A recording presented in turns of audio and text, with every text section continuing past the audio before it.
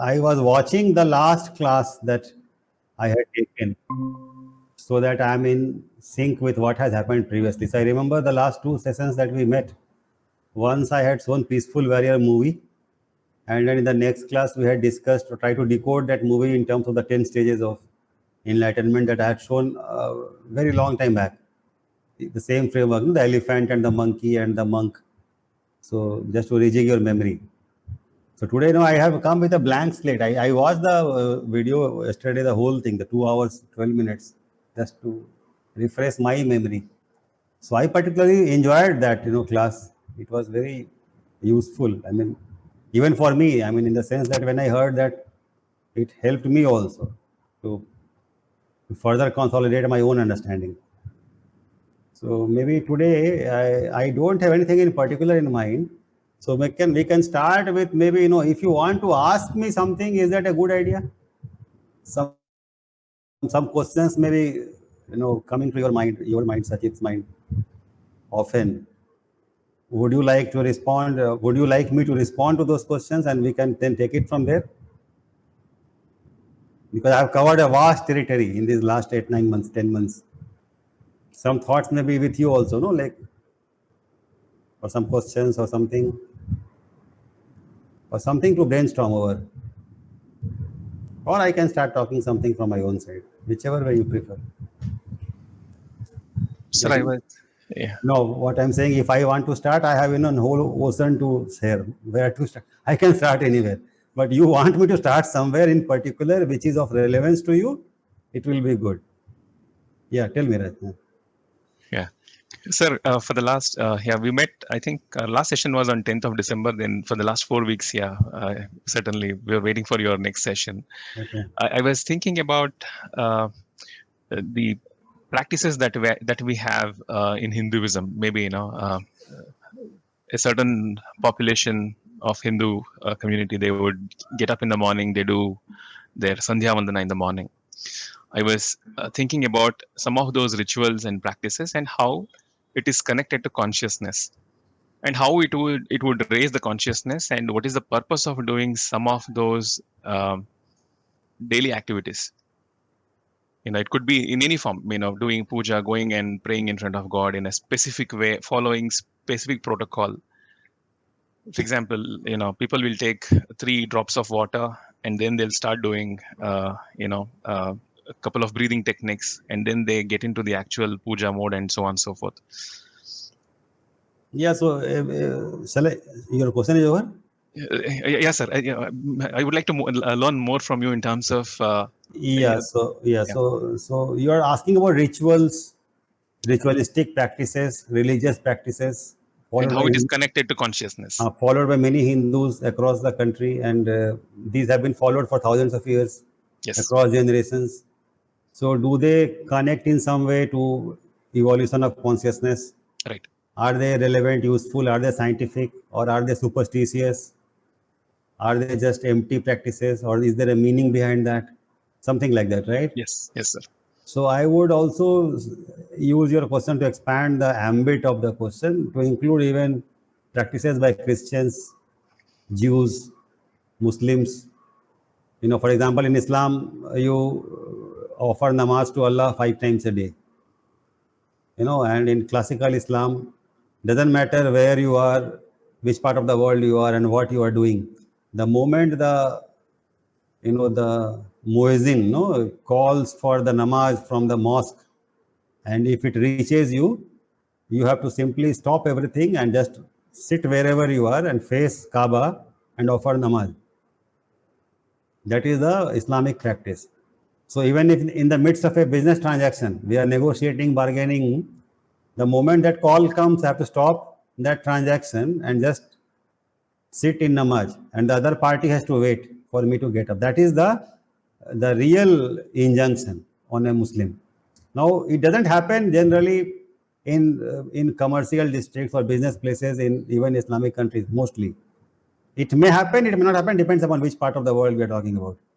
But that is also a very strict practice, and it is enjoined upon every Muslim to do that. Then Sunday Mass, Sunday, so many rituals happen on every Sunday in a church.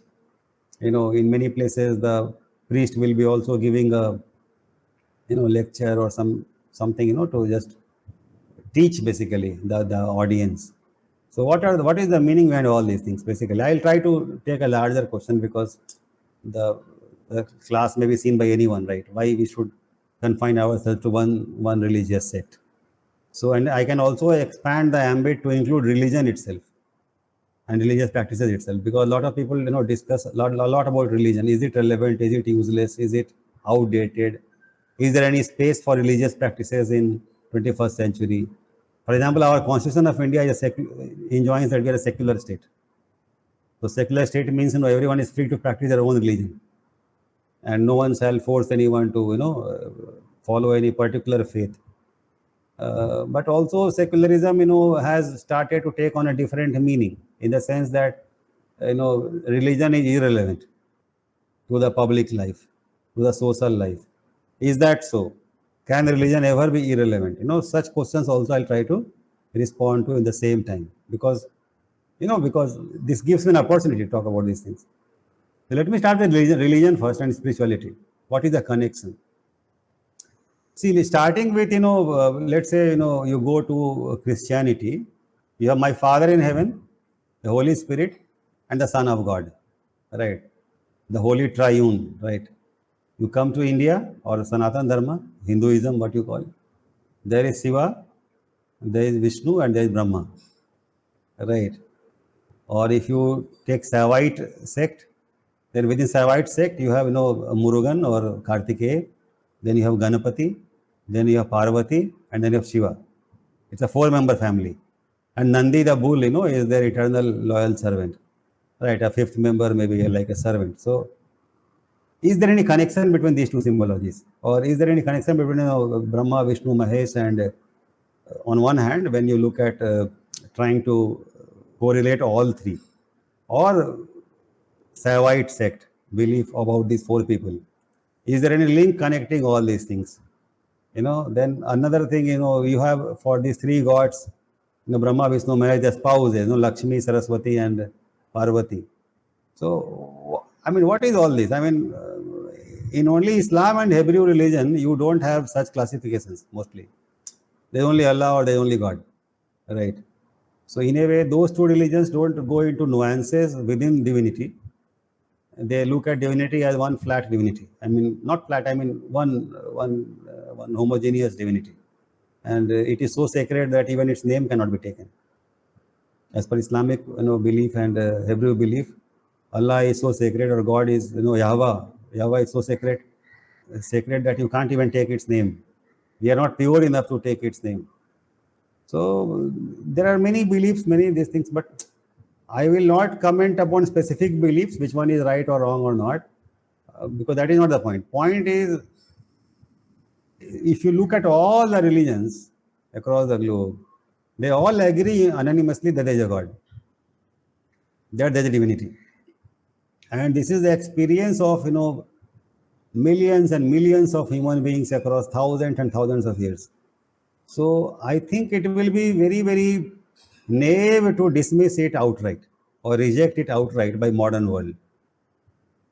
Because something which is so deeply rooted in culture, even you go to any native tribe, in a remotest part of earth, which has been in existence for, let's say, thousands of years, those tribes have some practices, religious practices. Now that religion may be very, very local, very, very, confined to that particular tribe or set of tribes. But they have something what you can call religion, is it not? So why is it that religion always crops up wherever human beings are living for some time? It always crops up. It's a very, very deep question. Now you see, it may not be visible in the animal community. Religion or religious practices have so far not been noticed in any species except human. So why is it that only human beings start having some religion wherever they are? And whichever human community you talk about, even in the remotest island, in the remotest part of earth, they have a religion. Why it is like that? Now, since it is so universal, I mean, religion is so universal, I think it is very naive or very, very immature to dismiss it outright. That is my first comment. So religion does have a place because it naturally, spontaneously crops up everywhere. So what does religion do? That is the next question that we should answer. So my first answer is religion can't be dismissed. It has to be respected and accepted by any intelligent student of life. Okay, my first answer. That I am saying categorically. Okay, without any ambiguity. So religion has a place. We can't dismiss it outright. Now, what does religion do? That's the next question that I'll answer. See, religiosity, means many things. This word religiosity means many things. It has one, shade of meaning which is related to morality. To be religious is to be moral. You cannot be immoral, right? You may be drinking alcohol, generally, but you can't drink it in mosque. There's a famous Ghalib, share also, where he says that, the essence of the share is that you let me drink in the mosque or tell me a place where the Allah doesn't exist. If Allah exists everywhere, what is the difference? Whether I drink in the mosque or I drink in the marketplace. That is the import of his share. Very famous, couplet of Ghalib. Mirza Ghalib is supposed to be the greatest Urdu poet. So he very famous, couplet. These people who drink alcohol, they often, recite that couplet to justify their habit. That, Ghalib, endorsed that one. So, but what I'm saying is that, Ghalib was trying to attack the piety involved in the mosque. That, you cannot do certain things in the mosque. Now, was Ghalib right or wrong? Ghalib was wrong. Ghalib was wrong. Ghalib is right that Allah is everywhere. But Ghalib is wrong in insisting that I will drink alcohol in the mosque. Why? Because Allah may be everywhere. But is Allah in your experience? No. Not yet, right? So what we do is that we have segregated a certain place as sacred. And we have segregated a certain time as sacred. So when I offer namaz, that time is sacred time. It's a bracketed time. In that time, I am communing with Allah. So even if I'm doing business transaction with you, you have to wait. If you are a Muslim, you join me. If you are not a Muslim, you wait. Let me finish my namaz and then I will resume the business transaction. So what is the idea? Idea is that in a sense, even time is split into mundane and sacred. So it is a sacred time of communing with Allah. In that time, worldly affairs cannot intrude.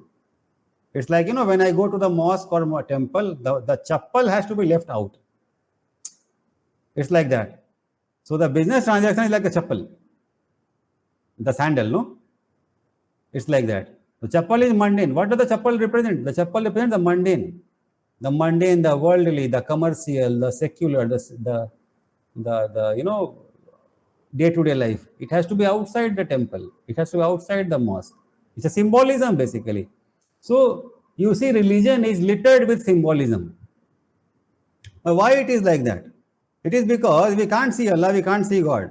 We can't experience. So, we represent Him through symbols. But then, when a symbol represents God, that symbol becomes sacred. It is no longer an ordinary object. For example, the same stone, it was lying on the mountainside. It had no value. But I brought it to a sculptor and requested him to make it into a Shiva statue. And then we installed it in the temple. We did all the ritual practices to sanctify the statue. And then we did pran pratishtha. And once we started doing puja to that statue, that stone is no longer ordinary stone. It's now Shiva. So you see, what is the difference here? Difference is that the same object, the stone, has now become Shiva. Why? Because I use it to represent Shiva. So my faith, human beings' faith is involved. So religion involves symbolism. Religion involves faith. Religion involves investing certain objects that were secular earlier, with divinity. It is I, the believer, the devotee who projects my own inner sacredness, my inner faith, my inner purity, my inner devotion, my love, my adoration to that object. So I do not look at that object now as secular anymore. I look at it as a divine presence. So this is the way religion generally happens. Now, we may not believe in a statue as representing Allah, like Muslims don't believe in. They believe in Allah has no shape, no size, no form, right? It's a formless universal presence. So they do not allow anyone to worship Allah as a statue. So they do not like Hindus worshipping Allah as statues, right? You know the history behind that, right? So much violence has happened. But the point is, even there, the mosque is sacred. Statue may not be sacred, but mosque is sacred. I can call even that as a form, no? The mosque is a form. Kaaba is a form. Anything that has a shape, size, and mass is a form. So, whether you worship a statue or you treat Kaaba as sacred or mosque as sacred, it's the same thing if you look at it. You are classifying a worldly place or object as sacred. I am treating statue as sacred. You are treating the mosque as sacred. What is the difference? Not much difference. Are you following me? I treat the statue and the temple as sacred, and you treat the mosque without the statue as sacred. It is the same thing. In essence, it is the same thing, scientifically speaking. How? A certain space you are consecrating as sacred, as divine, as Allah resides there or God resides there. Are you following me? So if you go beyond the surface differences over which wars have happened, religions are same. So the Hebrews or Jews have synagogue, the Christians have church, Muslims have mosque, Hindus have temples, and they are sacred places. So religion basically invests secular objects with divinity and starts worshipping. Why that is needed? So I go to the next question. Why that is needed? It is needed to build a bridge between the unseen divine and me that is stuck, on this worldly plane, which is completely materialistic in nature.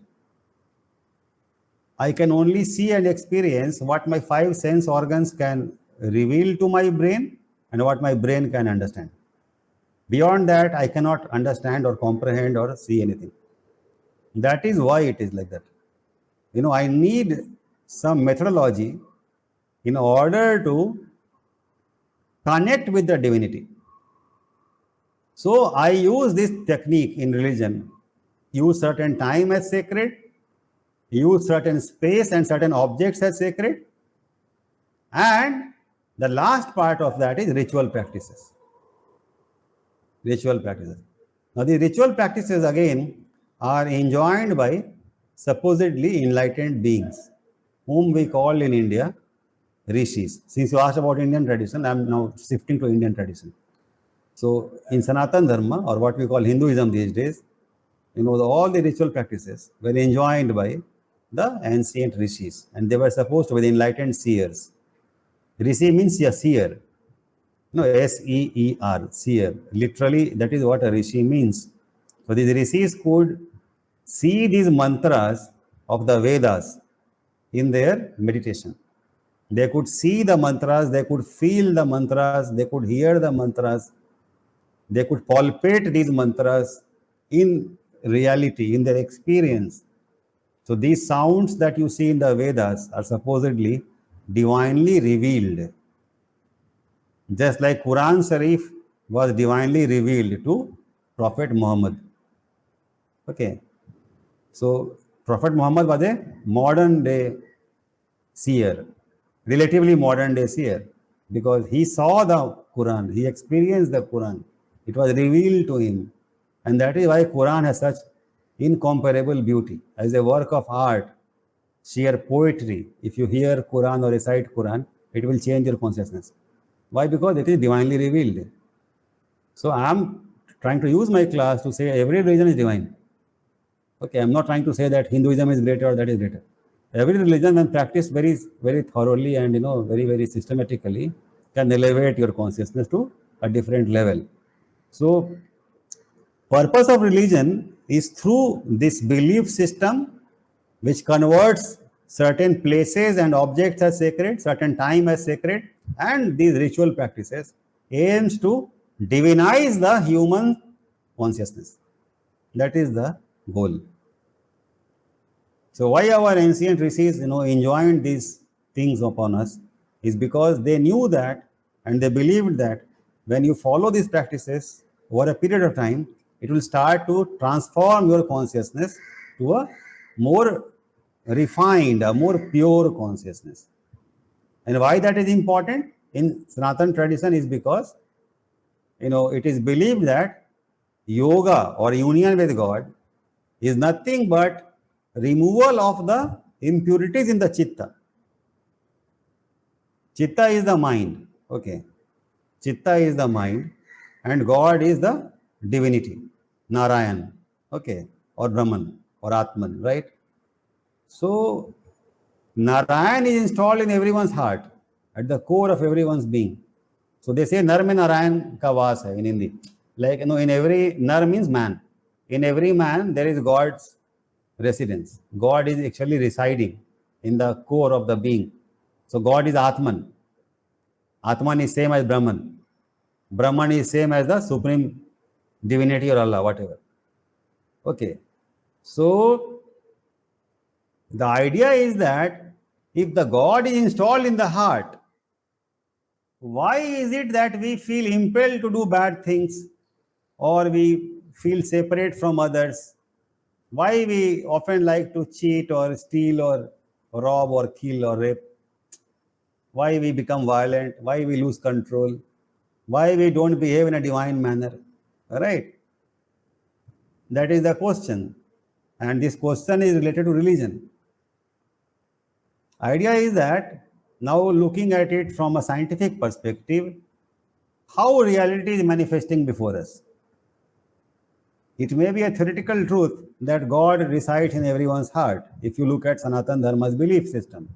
But if that is true, why is not everyone behaving in a divine manner? Right?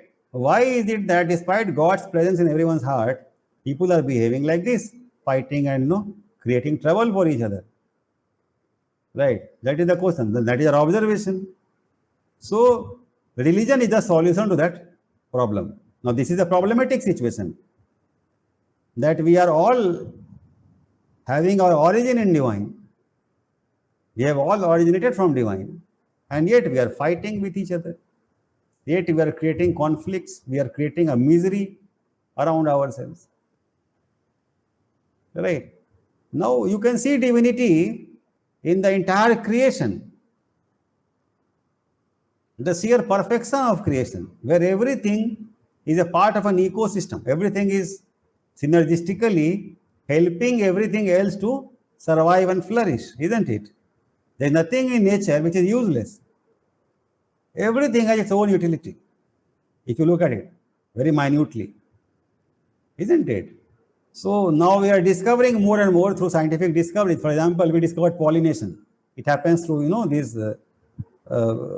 these honeybees and these butterflies and whatnot. So you see, if you do things which makes honeybees go extinct, the pollination may not happen. Now, if that may not happen, your food will not grow. What will you eat? So honeybee is linked to human being survival. Now, this we did not know earlier, maybe 200 years ago, but now we know. It's very important to preserve honeybees. So if you look at nature, you can see such divine connections everywhere. Once I told about rats and snakes. If snakes did not exist, rats will overrun the crops because they produce in prodigious numbers. Okay, so like that, if you very carefully observe nature, it's really very majestic and very divine. I will show you one video maybe today or sometime later. No, power of 10. You can see that one. This universe, as known to science so far, is so mind-boggling in its bigness and so mind-boggling in its smallness. It's endless in both sides, bigness and smallness. Now, if that is true, one may ask this question: who is superstitious? The one who says that all this is random, this divinity, this synchronicity, this symmetry, this beauty, this harmony is random. It just originated like that. Or is he superstitious? Or the one who is saying that there's a divine intelligence behind this? Now, if you ask me, I think the guy who thinks all this is random is more superstitious. He is believing in the power of randomness too much. I mean, to my simple, small brain, that is what it appears to be. I have spent a large part of my life contemplating such questions. You know about that, right? So to me, it seems that someone who believes all this just cropped up randomly, I think is very superstitious. The very fact that moon is much smaller than Earth and looks the same size as Earth and is at an optimum distance from Earth. Sun, which is much more bigger than Earth, looks the same size as the Earth and as the moon. The moon and the sun look the same size, no? The naive person 1,000 years ago, they would think that moon and sun are the same size and the same distance also. But is it true? We know it is not true. So there's a lot of magic involved. So can there be magic without a magician? If someone believes that, I think that is a superstitious person. Okay. So when I look at this magnificent universe, limitlessly magnificent universe, it evokes an awe in me about the creator. And that creator is called by different names. The most common name is God. Okay. And that is what gives birth to religion in the tribal person's heart. The grandeur, the majesty of this universe creates an awe, and we bow down to the creator. So now I explained how religion takes birth. Okay. And then also what happens is that, some people in every community, they are innately more receptive to subtle influences or subtle things. They are able to perceive a little bit more than their fellow people. And these people have an inner inclination to connect with that divine intelligence that pervades everything in every tribe. That is why you see religion in every tribe. And these people also have some powers of healing, of guiding, or of intuiting things. I'm talking about days when science was not that developed. And the gifts and talents that they had. For example, they may discover where water is, or they may be able to tell which herb will cure a particular illness. They were called shamans, right? So these shamans were basically a very gifted set of people who were able to, discover esoteric things, hidden things, mysterious things in nature, which other people did not have the power to discover.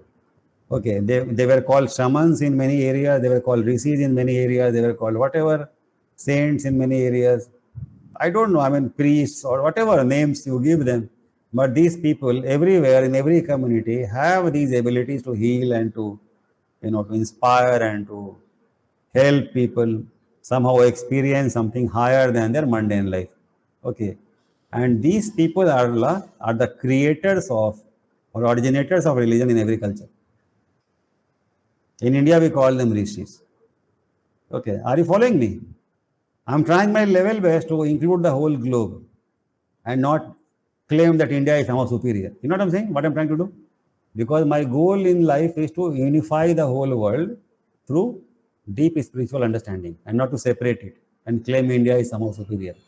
Are you following me, Raj? Why I'm doing it? Yes, sir. Certainly. Now, coming to your question, these religious practices, rituals, what they do is they do many things. One is that, see, the unconscious mind is very unconscious, right? And its influence upon the conscious mind is humongous. I mean, in fact, the unconscious mind is, let's say, an elephant, and the conscious mind is like an ant. That is the relationship. Now, what is an ant before an elephant? I mean, in terms of might and power, nothing, no? So, the conscious mind is very easily and always overpowered by the unconscious mind for everyone, right? And the conscious mind is not experiencing God or divinity. Now, these people, rishis, they have experienced God. They are experiencing God. Now, they want their fellow brothers and sisters also to experience God, because they know that from their subjective experience that unless someone experiences God, their life is futile and useless. They will ultimately run around here and there for 70, 80, 90, 100 years, and then one day die simply in ignorance. So, this ignorance was called avidya. You can make notes now. Okay. So you should keep your notebook always when you have attend these classes. Okay. Sir, we are making notes, sir, from the beginning. You are making, I'm telling Sachit also, and No, no, everyone. yeah, yes, sir, yes. Everyone. If Saju is there, anyone who is there, they should make notes. Okay. Yeah. So this ignorance of the higher truth, divinity, God, Allah, Brahman, whatever, was called as avidya by the ancient rishis. So avidya stands for ignorance of the spiritual principle. When I say principle, I don't mean a law or something. I mean the spirit itself, divinity itself, God itself. Okay. So ignorance of God in your experience, which is inability to experience God subjectively, was called avidya. So anyone who is not self-realized is suffering from avidya. Okay.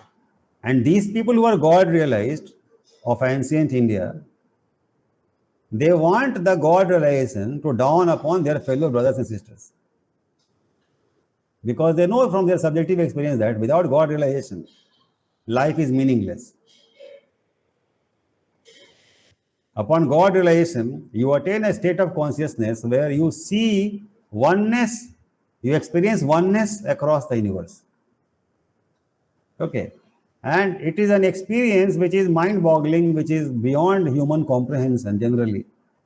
But they knew that it is possible. So in modern times, Amma and recently Sai Baba, were like two people I know who really were God realized in India, and they tried their level best to, Amma is trying her level best to spread this knowledge. Okay.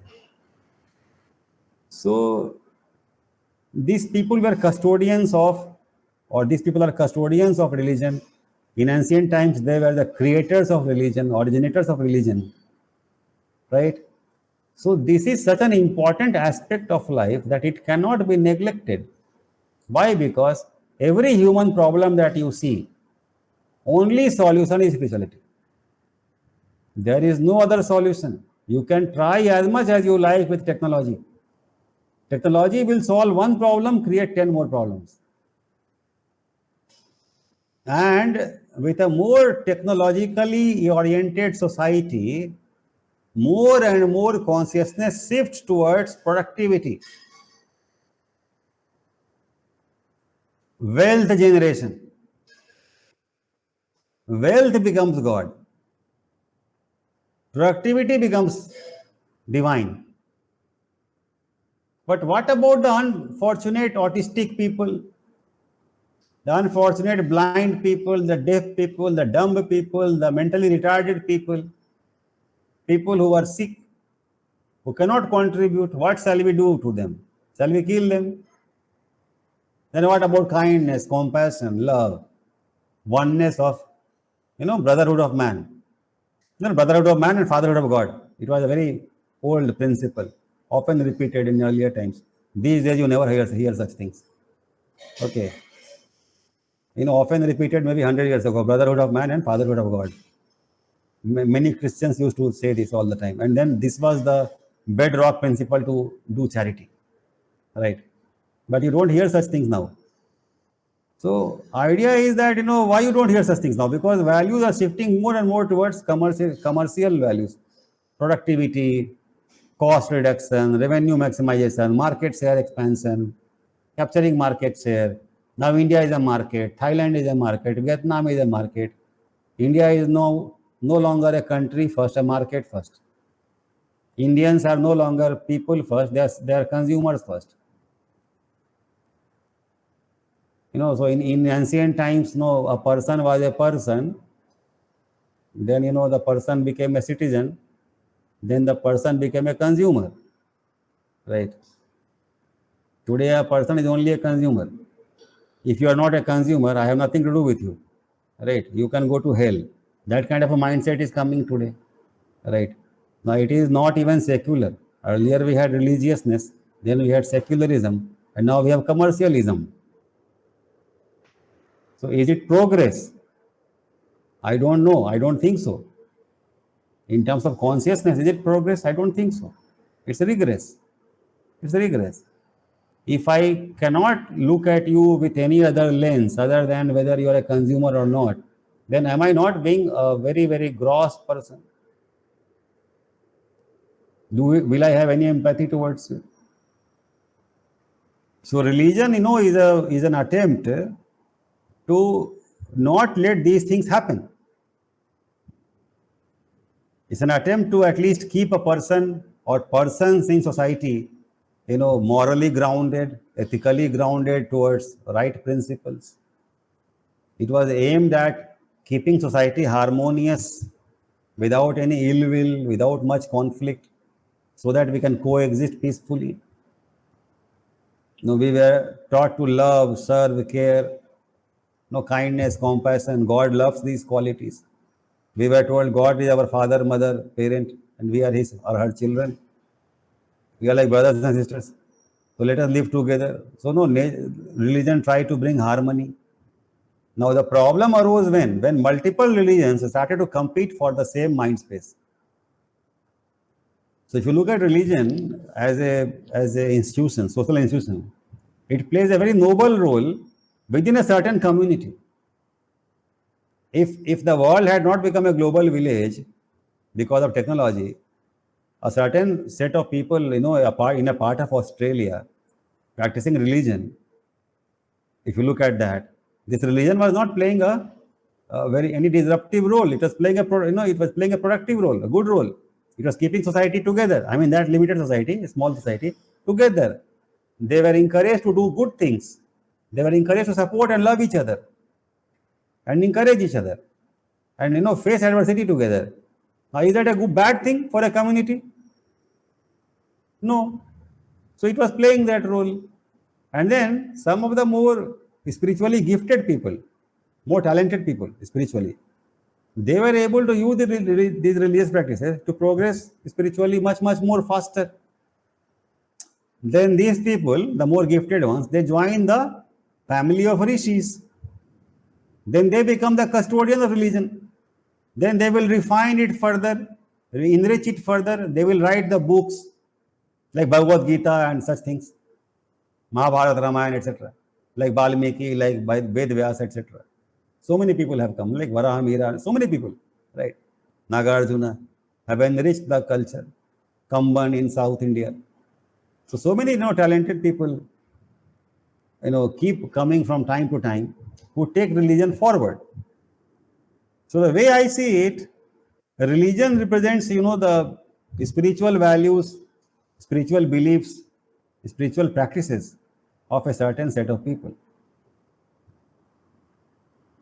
So spirit is something which is universal and which is very abstract, very difficult to perceive. But our relationship to spirit as a culture can be called as religion. Now you asked me specific rituals when you take 3 drops or when you do this, do they have any meaning and all that. Now science is discovering all these things. So for example, when you catch your ears like this, crossing your hands like this before Ganapati, science tells us that, it connects the 2 lobes of the brain. I mean, both the right side and, 2 hemispheres, the right hemisphere and the left hemisphere of the brain, they become connected. A circuit is established. And if you just hold your arms like this for some time, you will start to feel very good. Your brain starts to become infused with very beautiful electric or life energy. It may help you to develop your brain very harmoniously. To do every day, 5 minutes for this one. It's a good meditation. It's a natural meditation. Now, another meaning was also imparted to this, that when I do like this before Ganapati, I am saying sorry to him for all the bad deeds that I may have done. Now tell me, is that a bad practice? I go to my parent in the evening and tell Papa, these are the things I have done bad today. Please forgive me and please teach me what I shall do. Is that a bad practice? If my child comes to me and tells me like that and asks my advice, is it a bad practice? No, it's a good practice. It teaches me to remain like a child to God. When I'm doing this, I'm an IAS officer. I don't feel sad or sorry or bad. I'm doing it before my father, no? Are you following me? So in a temple, I'm treating Ganapati as my father. Ganapati is God, right? So I'm treating him as my father. Is that harmful? I don't see what is the harm in that. So if I'm an IAS officer and I can't do like that, I think I'm a very sad and dejected IAS officer. Very unfortunate IAS officer. Doesn't matter you're IAS officer. You're an unfortunate guy. You have lost your father, no? You have lost contact with your father. You have become too huge and pompous. But you just watch that video, Power of 10, to see how big you are. Shall we watch now? It tells me to watch that one, right? My intuition says that. Okay? We'll go and watch. I'll go to YouTube. Saschit, can you see? It's now appearing, yeah. Okay, so we'll watch. It's a very... Raj, are you back?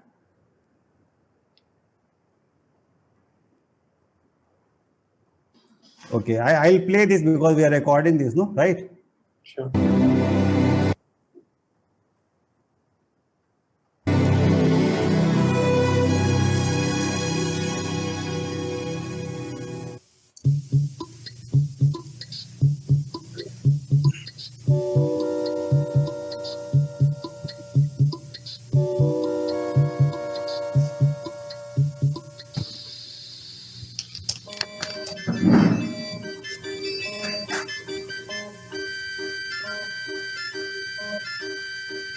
The picnic near the lakeside in Chicago is the start of a lazy afternoon, early 1 October. We begin with a scene 1 meter wide, which we view from just 1 meter away. Now every 10 seconds we will look from 10 times farther away, and our field of view will be 10 times wider. This square is 10 meters wide, and in 10 seconds the next square will be 10 times as wide. Our picture will center on the picnickers, even after they've been lost to sight. 100 meters wide. The distance a man can run in 10 seconds. Cars crowd the highway. Powerboats lie at their docks. The colorful bleachers are Soldiers Field. This square is 1 kilometer wide, 1,000 meters. The distance a racing car can travel in 10 seconds. We see the great city on the lake shore. 10 to the 4th meters, 10 kilometers. The distance a supersonic airplane can travel in 10 seconds. We see first the rounded end of Lake Michigan, then the whole Great Lake. 10 to the 5th meters, the distance an orbiting satellite covers in 10 seconds. Long parades of clouds, the day's weather in the Middle West. 10 to the 6th, a 1 with 6 zeros, 1 million meters. Soon the Earth will show as a solid sphere. We are able to see the whole Earth now, just over a minute along the journey. The Earth diminishes into the distance, but those background stars are so much farther away that they do not yet appear to move. A line extends at the true speed of light. In 1 second, it half crosses the tilted orbit of the moon.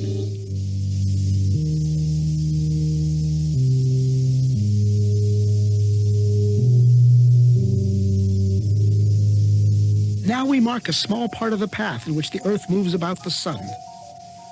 Now the orbital paths of the neighbor planets, Venus, and Mars, then Mercury.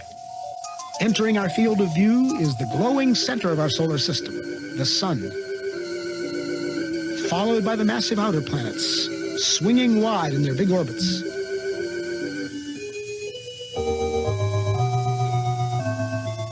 That odd orbit belongs to Pluto. A fringe of a myriad comets too faint to see completes the solar system.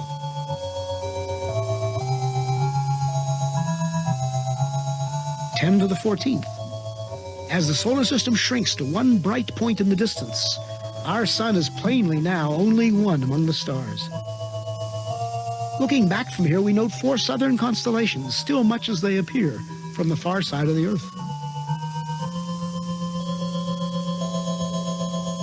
This squares 10 to the 16th meters, 1 light year, not yet out to the next star. Our last 10-second step took us 10 light years further. The next will be 100. Our perspective changes so much in each step now that even the background stars will appear to converge. At last, we pass the bright star Arcturus and some stars of the Dipper. Normal but quite unfamiliar stars and clouds of gas surround us as we traverse the Milky Way galaxy.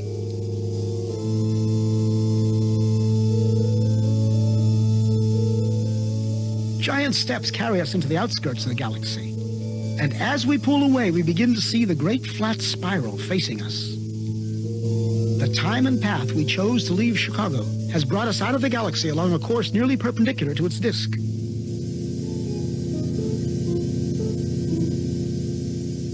The 2 little satellite galaxies of our own are the clouds of Magellan, 10 to the 22nd power, 1,000,000 light years. Groups of galaxies bring a new level of structure to the scene. Glowing points are no longer single stars, but whole galaxies of stars seen as one. We pass the big Virgo cluster of galaxies among many others, 100 million light years out. As we approach the limit of our vision, we pause to start back home. This lonely scene, the galaxies like dust, is what most of space looks like. This emptiness is normal. The richness of our own neighborhood is the exception. The trip back to the picnic on the lakefront will be a sped-up version, reducing the distance to the Earth's surface by 1 power of 10 every 2 seconds. In each 2 seconds, we will appear to cover 90% of the remaining distance back to Earth. Notice the alternation between great activity and relative inactivity, a rhythm that will continue all the way into our next goal, a proton in the nucleus of a carbon atom beneath the skin on the hand of the sleeping man at the picnic.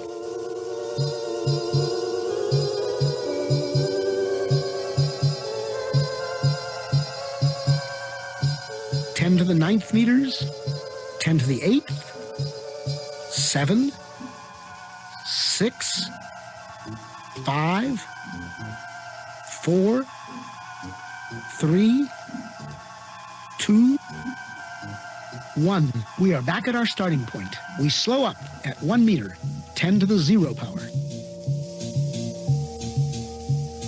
Now we reduce the distance to our final destination by 90% every 10 seconds, each step much smaller than the one before.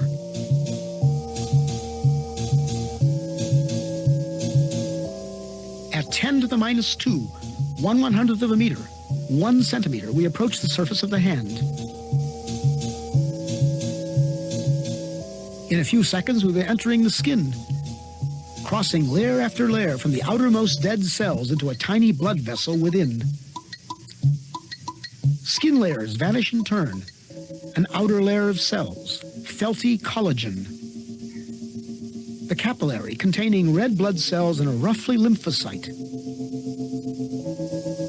We enter the white cell. Among its vital organelles, the porous wall of the cell nucleus appears.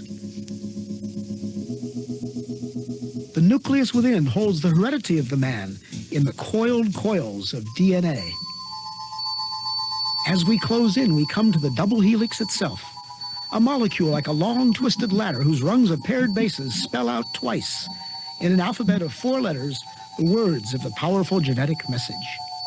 At the atomic scale, the interplay of form and motion becomes more visible. We focus on one commonplace group of 3 hydrogen atoms bonded by electrical forces to a carbon atom. 4 electrons make up the outer shell of the carbon itself, They appear in quantum motion as a swarm of shimmering points. At 10 to the minus 10 meters, 1 angstrom, we find ourselves right among those outer electrons. Now we come upon the 2 inner electrons held in a tighter swarm. As we draw toward the atom's attracting center, we enter upon a vast inner space. At last, the carbon nucleus. So massive and so small. This carbon nucleus is made up of 6 protons and 6 neutrons. We are in the domain of universal modules. There are protons and neutrons in every nucleus, electrons in every atom, atoms bonded into every molecule out to the farthest galaxy. As a single proton fills our scene, we reach the edge of present understanding. Are these some quarks in intense interaction? Our journey has taken us through 40 powers of 10. If now the field is 1 unit, then when we saw many clusters of galaxies together, it was 10 to the 40th, or 1 and 40 zeros.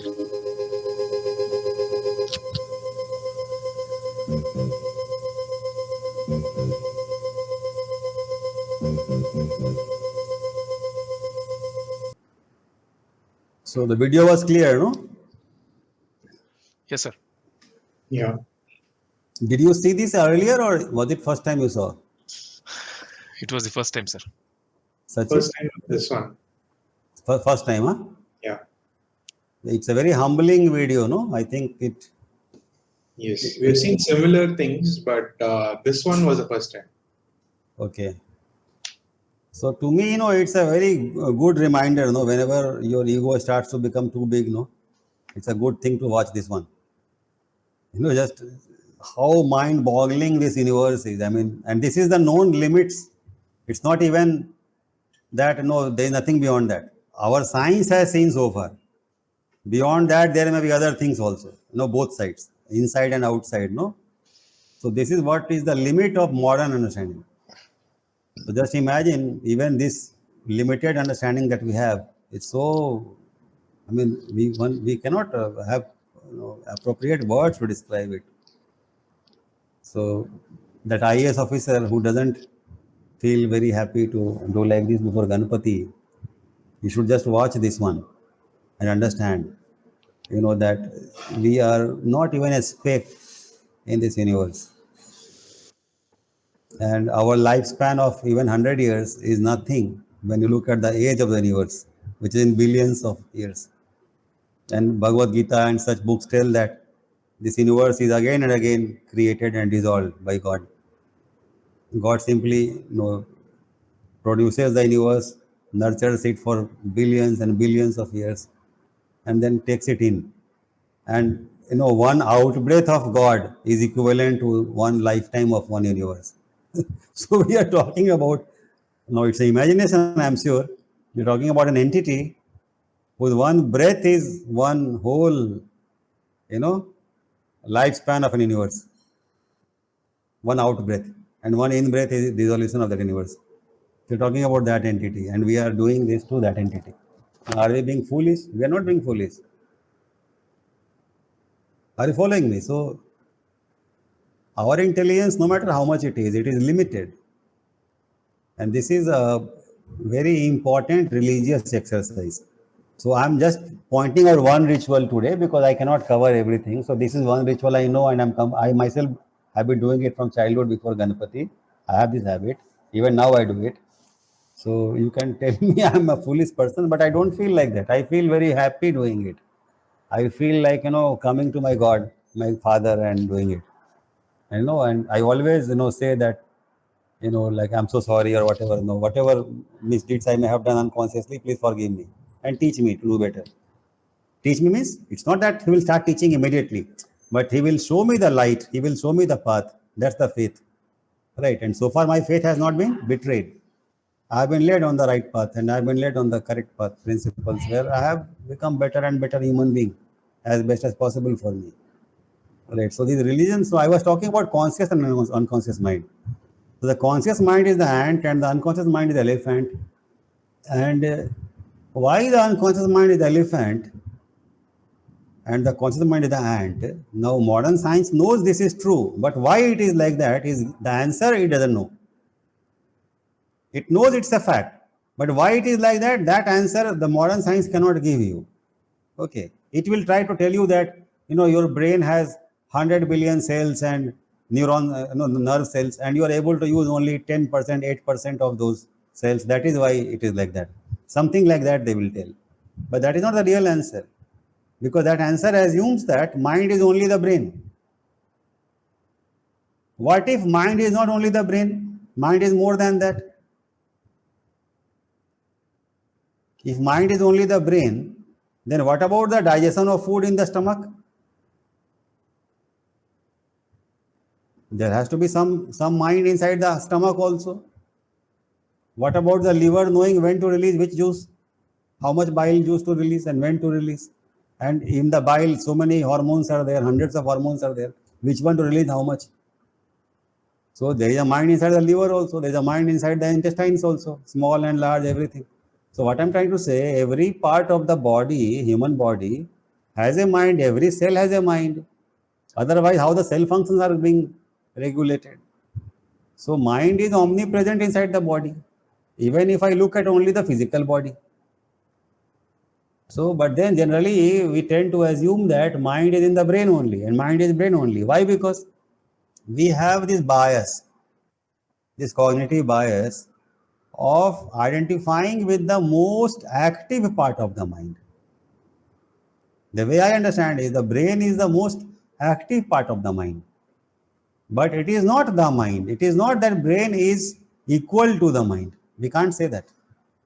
Brain is a major part of the mind, maybe the most major part of the mind, but it is not completely, what shall I say, 100% covering the word mind. I mean, there are more aspects to mind than the brain. That's what I'm trying to say. Okay. And why we are identified with the brain so much is because brain is the conscious thinking part. Normally, I mean, the brain that we are using mostly is the conscious thinking part. This conscious thinking part is called the intellect. This conscious thinking part is called the intellect. And this intellect basically is the left side of the brain. The left side, this part of the brain, you all may be using it, right? Am I right or wrong? This is the part where I am using when I'm talking. I'm right now using this part of the brain. Because this is the part of the brain which is intellect, which thinks, which can frame words, which can speak in words, right? So this is supposed to be the most dominant part of a normal person. So why this is so overpowering in terms of forcing us to identify with it is because it plays a very important function, and that is our survival and our coping. We are able to cope with the environment when we are awake with the help of the intellect. It helps us to do our job. It helps us to drive the bike, the car. It helps us to think through our problems, our challenging situations. It helps us to identify people. It helps us to talk intelligently. In a way, it helps us in so many ways to cope and to survive, right? And that is why it's natural that we identify with it as the most important part. In fact, so much so that most people think that they are the brain. These days, because of over-intellectualization, many people believe that they are the brain. But this illusion is broken when their son betrays them or daughter betrays them. Then they feel a pain in the heart. And then they realize, oh, they are in the heart also. In fact, they are more in the heart than in the brain. And the heart was so far a very passive part of the life. Their life, I mean. And that is why they neglected very deep relationships, very close relationships, because heart's role is to connect, to love. You know what I'm saying? To feel empathy, to share, to care. And the brain's role is to think and solve problems and help us to survive. So it tells you that modern society is governed more by fear than by love. Brain is important because we are afraid of dangers. either in the present moment or in the future. We are very anxious people these days. We want to protect our future. We are always calculating to protect our future using our present resources, right? So we are over occupied with the brain. And now, because person has become a consumer, everyone is trying to take your money. You feel more pressure because society is not there out to support you. You're not in an empathetic society. You are in a hyper-competitive society. The dog-eat-dog world, that is what we experience. So we experience a lot of pressure. Everyone is running like crazy to survive. If I don't run, they will trample me. The crowd will trample me. That is the fear. We all are running. We all are running breathlessly today in modern life. Isn't it true? For survival only. The company might tell work 8 hours, we work 8 hours. It tells them work 10 hours, we work 10 hours. It says work 12 hours, we work 12 hours. 24 by 7, 24 by 7. Why? We are afraid to die. If I lose my job, what will happen? Then my job is very cushy, so status is also involved. I am graduate, working in such a great company. I can't lose that status. You know what I'm saying? So life is very simple. In essence, we have made it very complicated.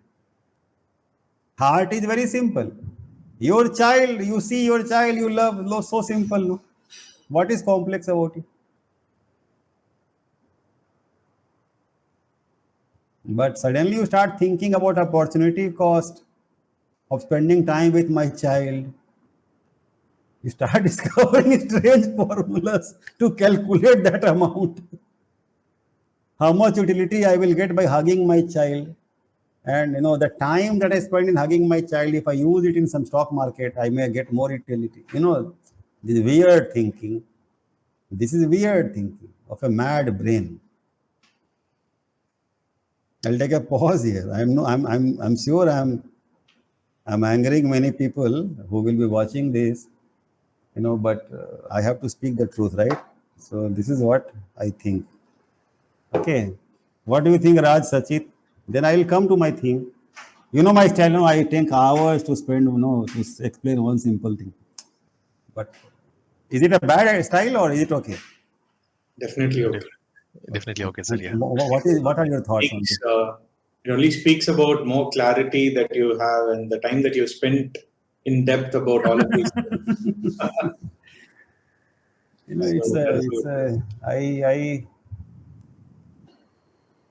I had a couple of questions, as you were just talking about all of them. Do you mind if I eat my paratha also a little bit? No problem.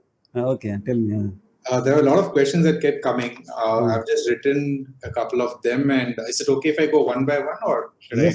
Yes, go one by one. Okay. So the first start when we started about the religions and everything, and you were also talking about various other religions all across. But one thought that always keeps coming through is about this aspect of tolerance with Hindu religion. Right, we have been very tolerant always, and one thing that I was observing and what you were also portraying about the strictness in certain religions that they follow. For example, namaz time, and if this is the time and space that has been given and assigned, even if it is a business transaction, they no matter what, they drop everything and they have to do what they have to do. Probably in our Hindu cultures right now, probably I'm not seeing that kind of a strictness or certain things that we do with that kind of a strictness. I have not been able to observe. Probably we would have been doing, and there were so many rituals like what Raj was also trying to point out, that as a pattern we do it every morning, etc. But we don't. I've not seen us being very rigid about certain things which could really be beneficial. So is it a good thing in a way, or how do we take that? It's a very good question, but answer cannot be trivial, right? So I personally think what Islam is doing is very good because it imposes discipline. But I will also qualify my statement is that it should not be under fear of punishment, in the sense that if some Muslim doesn't do it, he should not be punished.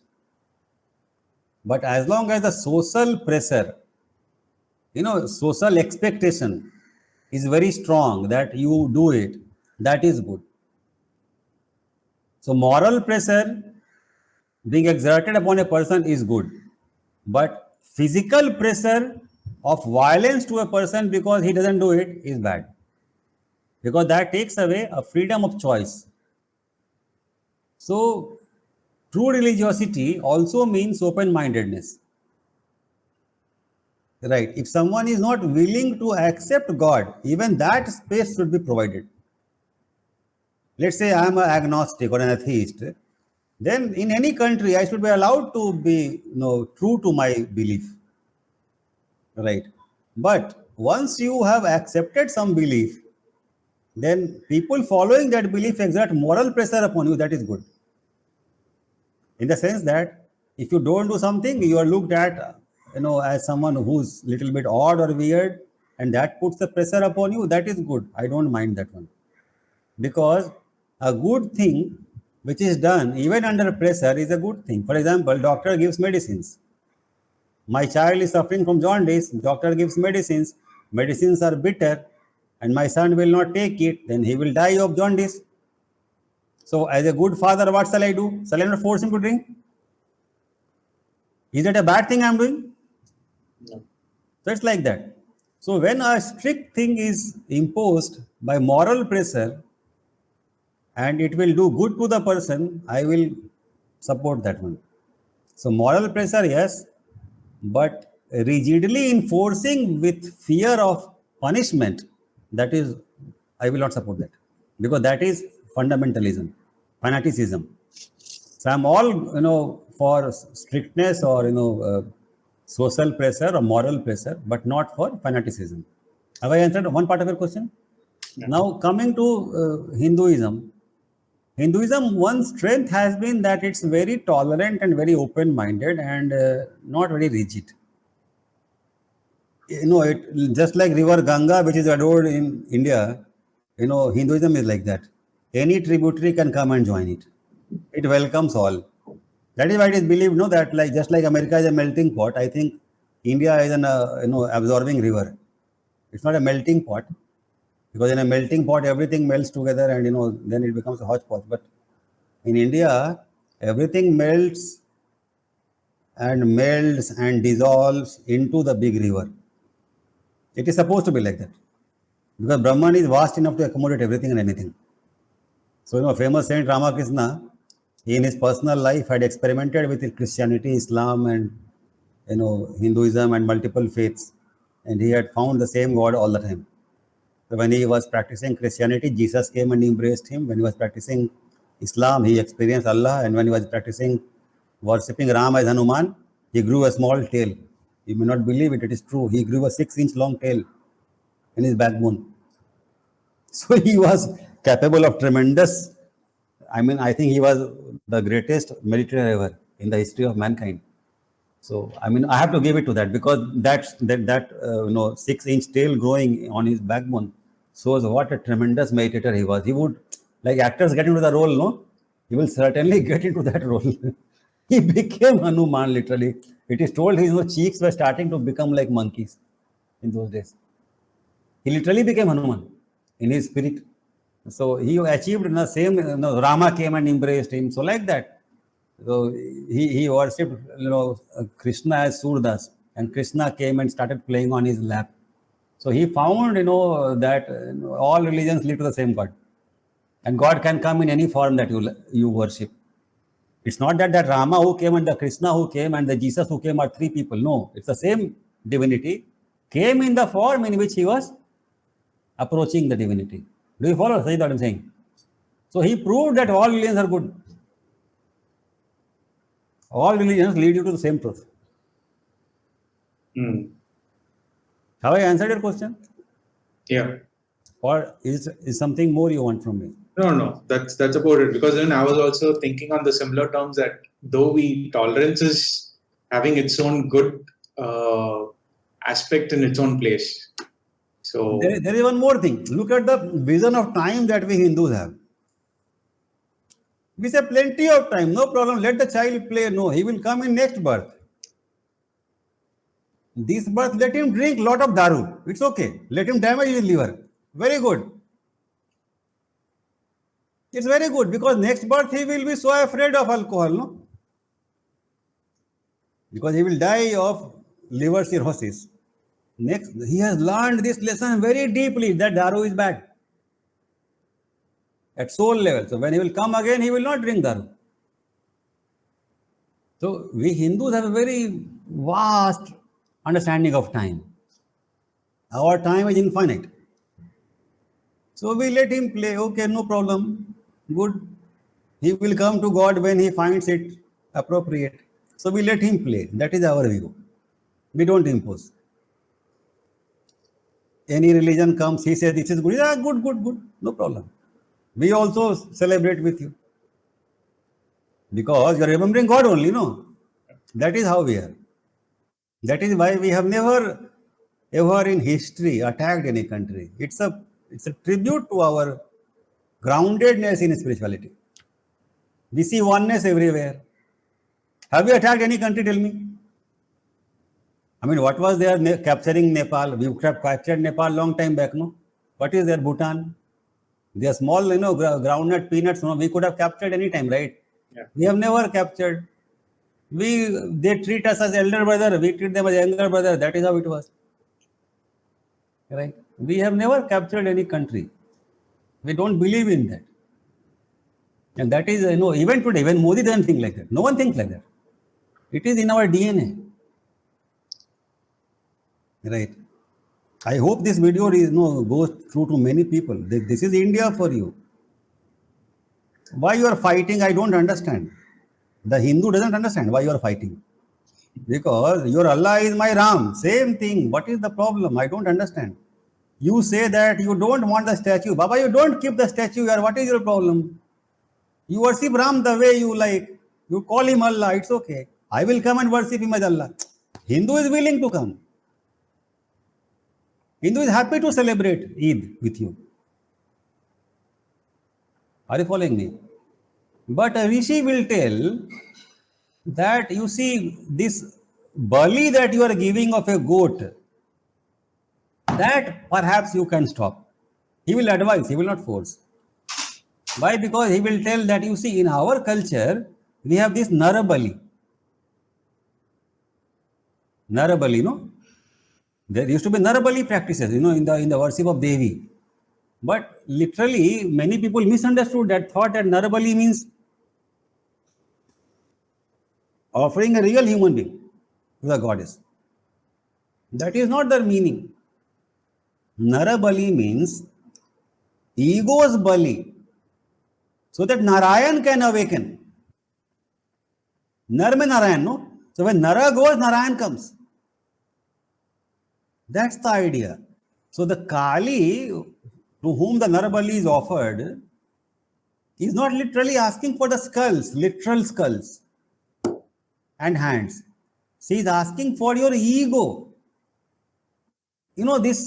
This pride in your intellect, that you are so brilliant that, you just saw the universe, how grand it is.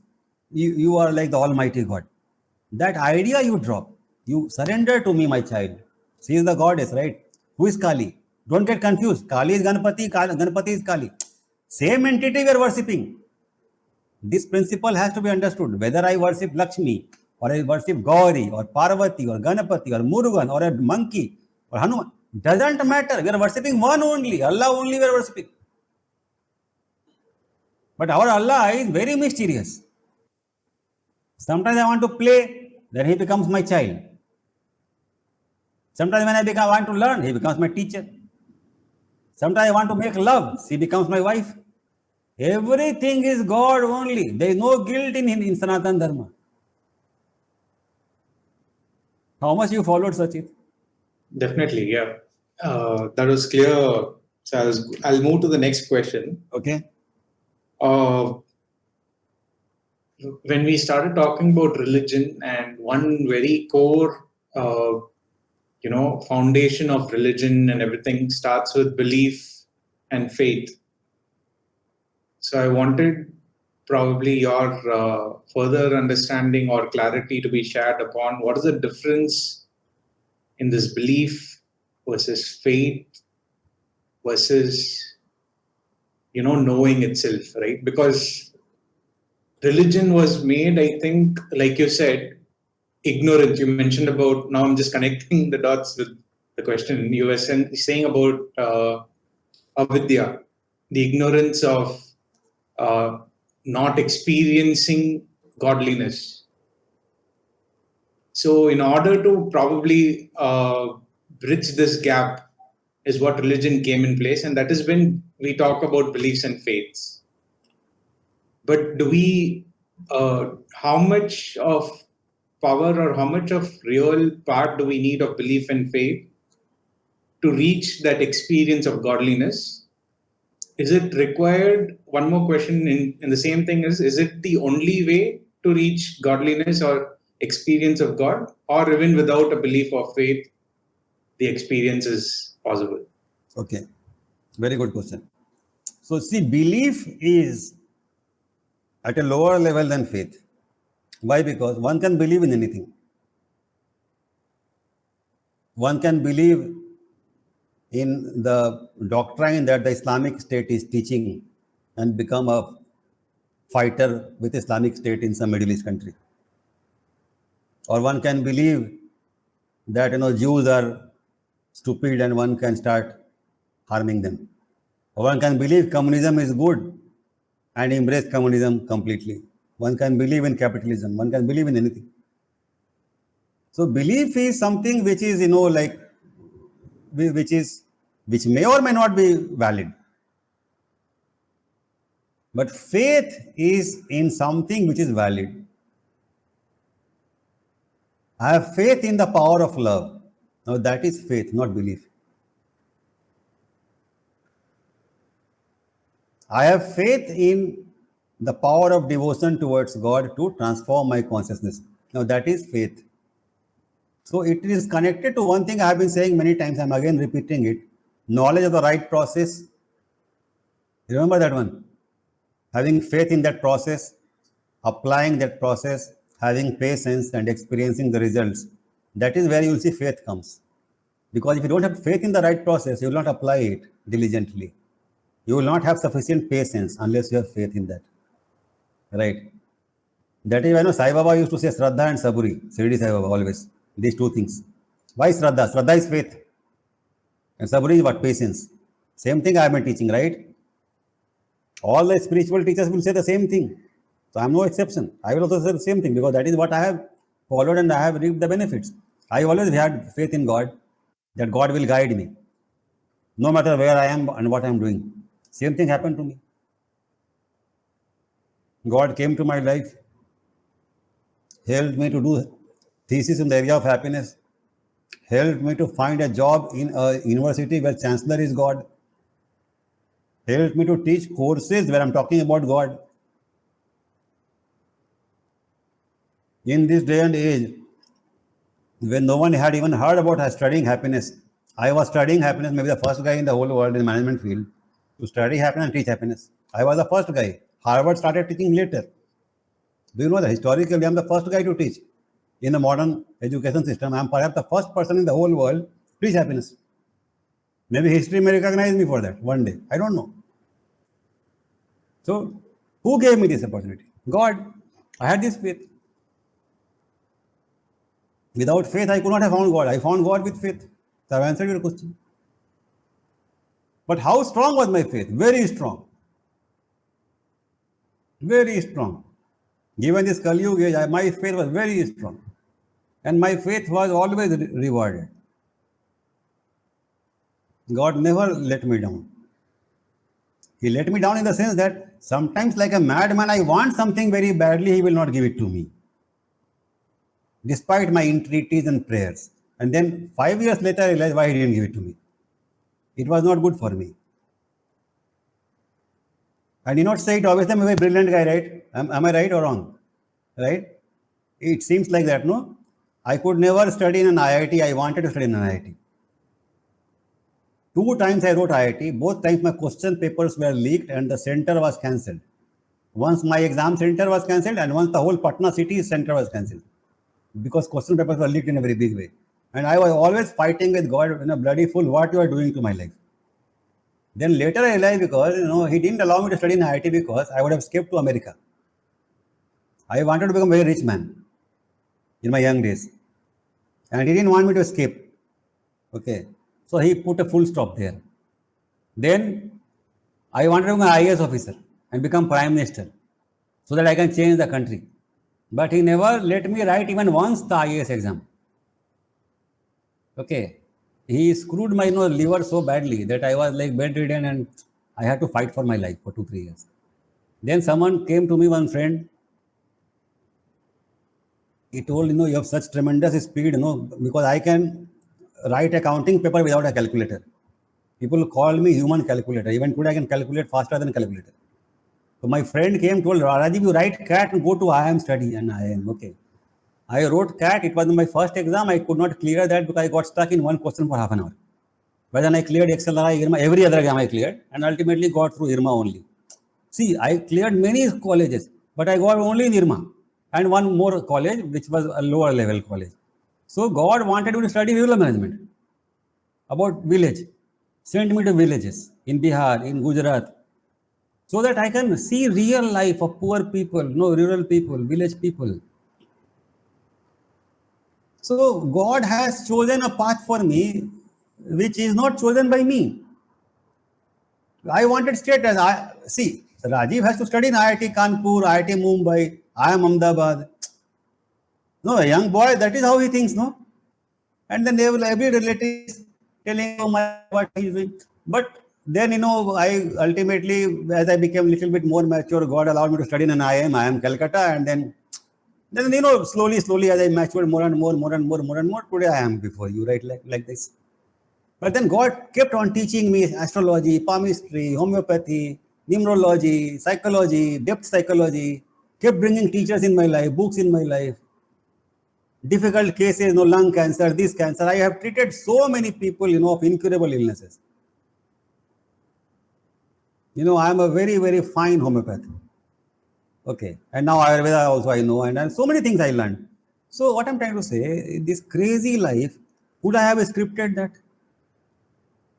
Was it possible for me to script my life? Tell me, Raj and Saschit. No. I could not have imagined in my wildest imagination I will become like this. If I had cleared IIT and gone to America, will I be like this? I will be a super rich fellow, but not like this. Now, who is more valuable, that super rich fellow or this guy? In God's eyes, this guy is more valuable because he can teach something really true and concrete, which can help people. Have I answered your question? Yes, sir. If you didn't have faith in me, will you come on this Sunday to this class? Is this class good for you or bad for you? You just answer yourself in your heart. You will get the answer. Definitely. That's the reason we are here. It is your faith in me, right? Raj, am I right?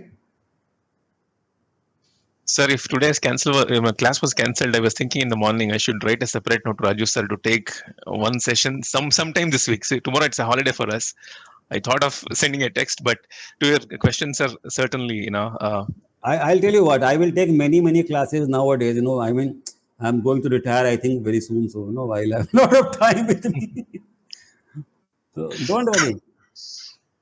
So that is, sir, yes. So, most important is faith, persistence, love for God. Love for God is most important. Love God with all your might. Everything else is illusion. This is what I can tell everyone. Putting my hand on my heart, love God like crazy. If you can love this much, how much can God love? You just saw that power of 10. That almighty creator. If you love him with all your might, how much he can love you? Tell me. Can you keep his love in your heart? His love is so vast, right? But don't worry, he will give his love only a quantity which you can keep with you in your heart. And it is very good enough for you.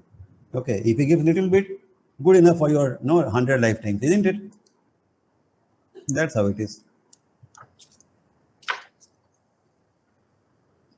Definitely, sir. I'll keep thinking again more on this because this is something that really connects more, like faith. And it was very simple and very clear about the difference between belief and faith, right? So belief, you can believe on, like, you can believe about anything. Anything. I believe that China doesn't exist. I can believe so. I mean, it can be anything in existence. But faith, that is not faith. That is not faith. that is not faith. But faith is about the key term that you used is something about very valid, right? So Why valid? Because people that I love and trust and adore and respect have used that to reach where I want to reach. Ramakrishna practiced all the faiths and reached the same God. Now I love, adore, respect Ramakrishna. He is worthy enough, right? Is he not? The great Ramakrishna, is he worthy enough or not? Tell me. yeah, yes, Tell me yes, no, na. yeah, The guy who transformed Naren into Vivekananda by a single touch of his right foot on his chest. Just one touch, okay. He touched Vivekananda with his right foot. Vivekananda was called Naren in those days. Naren was the most brilliant chap in Calcutta. I mean, on this earth, no, Saschit, very few geniuses of the caliber of Naren have arrived. Okay. This fellow remembered 13 editions of Encyclopedia Britannica, word by word, comma, full stop, everything. Such a memory he had. And it's not because he cannot memorize all 33. He read only 13 because he proved his point. Okay. This guy was once simply walking near the sea beach in Chicago somewhere, and some kids were hitting eggshells with a water gun or some gun, no? So they were trying to. So he said, "What you are doing?" So we are aiming at the water eggshells. He said, "Give me." Then he shot 10 times, hit all 10 times the eggshells, 10 eggshells. Now it is amazing. Even Olympic shooters can do it. Eggshells are bobbling in the sea, no? So these guys were so shocked. They have never seen someone like that. They said, like, since when you have been learning shooting? No, first time I have shot in my life. First time. So, no, this guy defined education as the best definition for education given by Vivekananda was, education is the process of bringing out the perfection already inherent in man. This is the best definition of education according to me and according to many people who understand life. Perfection, the Narayan is inherent in you. To bring that out, I am trying to do that, no, in my Sunday classes. That is education. Everything else, in the words of my beloved colleague, Dr. Uday Kumar, Professor Uday Kumar, is education. No, Uday sir says education. Everything else is education. No, making the head more big and bloated. But education is bringing out the perfection inherent in man. So if your love blossoms, your kindness blossoms, if your curiosity blossoms, if your being blossoms, because you are being educated, that is what is education. Nama called it education for life. Okay. So what I'm trying to say, the great Ramakrishna, who just transformed one simple chap into the great Vivekananda by a touch of his foot, is he worthy enough or not? If he is worthy enough, then I have faith in the path that he practiced. That's what I'm trying to say. So what I am doing is faith. Why? Because who is validating my faith? The great Ramakrishna, the great Jesus Christ, the great Buddha, the great Prophet Muhammad. Are you following me? So when I am, or Sai Baba or Amma, so when I am practicing something which is validated by a great being, a great master, then it's a faith. But if I believe in some devilish priest who brainwashes me to become a suicide bomber, then that is belief, fanatic belief. So I think I've answered your question very powerfully, right? So belief, faith, and third thing, you said something? No. The only belief, faith, and then knowing is what I was saying. Knowingness. So knowingness is the 5 steps I've already told. Knowledge of the right process, faith in the right process, practicing it, patience, knowing. Vidhi told, no, last time Vidhi had told, experiencing. That is knowing. Knowing. You start to experience God. So that answers Raja's question also, that these rishis no practiced enjoined rituals upon us. What happens? When we practice rituals religiously, devotedly, we are doing it for whom? For God. Right? Now, if you are keen to embrace God with such a puny little being, with let's say 1x energy, how strong will be God's reciprocation, Raj? Tell me, Raj, if there is a God, if you say God, did he listen or did he not listen? Yes, no, what is your intuitive answer, Raj? I heard you, sir. Yes, I listen to it. No, you listen, right? Now Raj says God, hey Ram, let's say. Did Ram listen or not? I feel he's listening. Or is he deaf? He's listening, sir. Doesn't matter from where I'm calling the name. He's listening. Where can you go beyond God? The whole universe is in his back pocket, right?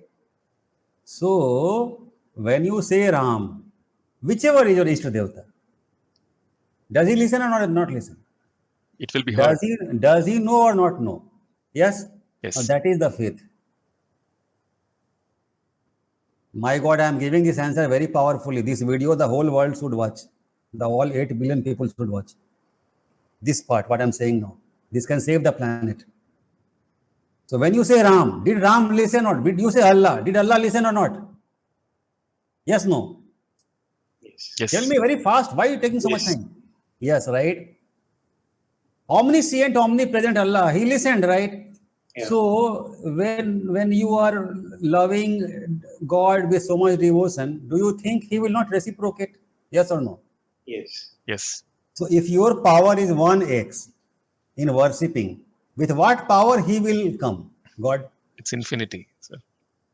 Infinity. But he doesn't want to break your system, no? Yeah. Does he want to fry your system? No.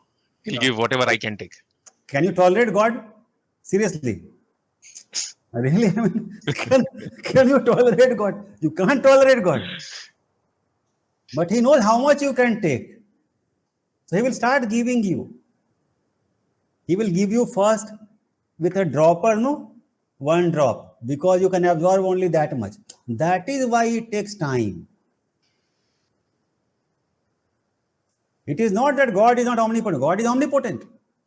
But he cannot transform a very poor, illiterate, let's say Sabri into Sita overnight. No, Ram, Sabri, Sita. You know what I'm saying? It's not possible. So Sabri offers him bear. He eats it with love and offers his love and blessings. But that doesn't transform Sabri into Sita immediately. But what it does is it transforms Sabri's heart into a devoted soul's heart. Now, till her death, she remembers Ram, okay? Then she merges in Ram, okay? When she dies. Then what he does? He can't accept Sabri just like that. He created Sabri to become Ram one day. So he will keep her in her soul, in himself, in deep love, heal her a lot, send her again. This time he will send her in a good family where illiterate Sabri will go to school, Mount Carmel or something, study, become a good student, go to IIM, you know what I'm saying? Achieve great success, develop some brains. She needs brains to realize Ram, okay? Sabri can't realize Ram. Heart alone is not enough. Brains also needed. So he will give her the brains now. Okay. Then again, but Sabri will remember Ram even when she is very brilliant. She will be the topper of Harvard who will be keeping Ram's photo in her drawer. You know what I'm saying? Tabletop. The connection with Ram is so sacred. Why? Because it is at soul level. Then she will go back again into Ram. Then he will send her out again like that. So what I'm trying to say, Sabri minus Ram. In a million births, she will keep rotating only. In Sansara, Maya. But with Ram's blessings, in 3 births' time, she will become Amma. Are you following me? Did you follow what I'm saying? Yeah. That's how God is. Now, Amma can tolerate God in large quantities. I'm using the word quantity. God is a presence. God is not a person. Okay. How do I know? I am a self-realized being. I understand. Not understand. I'm experiencing God. Okay. You can feel power in my voice, right? So, though I am not a very attractive person, but there's something in my voice, right? Because that is God that you're experiencing. If you feel something in your heart when I speak, it's God speaking through me. Okay. That energy is God's energy. Whenever a person is in contact with God, you can feel that one. Okay. And there will be a deep integrity in such a person. Always. Whenever God is present, integrity is the first quality.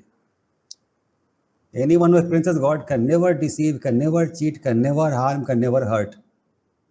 These four things are always going to be there with someone who is experiencing God. Because God will not come to someone otherwise. Without these qualities, God will never come. See, God comes to those who love God.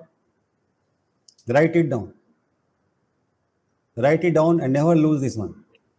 God comes to those who love God. God comes to those who, to the best of their ability, practice Dharma. It is not that you will be perfectly dharmic all the time and God is very strict. No, God is the most liberal and the most lenient teacher in the whole universe.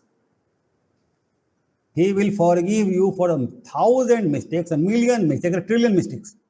But they have to be mistakes. Okay.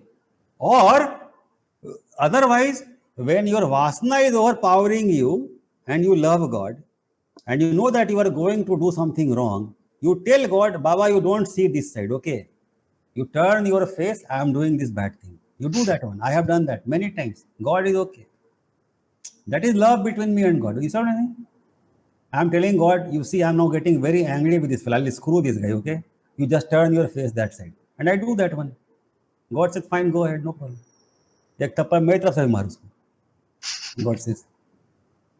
So God is not the way people imagine. It's a very lively thing. It's a very beautiful thing. It's a very loving thing. It's the best friend, the best mother, the best father, the best wife, the best husband. I mean, what do you want more than, in life when God is with you? You need nothing. The whole thing is a plaything for him. No? You saw that, no? What the belief do you know? The guy who makes the basketball appear in that point, that is God. But the basketball could have been anywhere, no? But because you're enjoying the game, he forces the basketball to be where you want it to be. I can't explain what I'm saying. I don't know whether you follow what I'm saying. The ultimate magician is God. Okay. So, and when I'm saying all this, you think he's not listening? He's listening. So, that is why he is blessing me so powerfully. In this university, everyone knows I'm a crazy fellow, right? But no one kicks me out. I do not do what they say. I do whatever I like. Okay. I am serving God. If he wants to kick me out, he will kick me out. Amma knows about it. Oh, I don't care. What is morality? For a self-realized being, no morality. It was a practice earlier. Now it's not a compulsion upon me. I am God. It's my universe. I do whatever I like. It's like that. This is called Atma Vishwas, not ego Vishwas.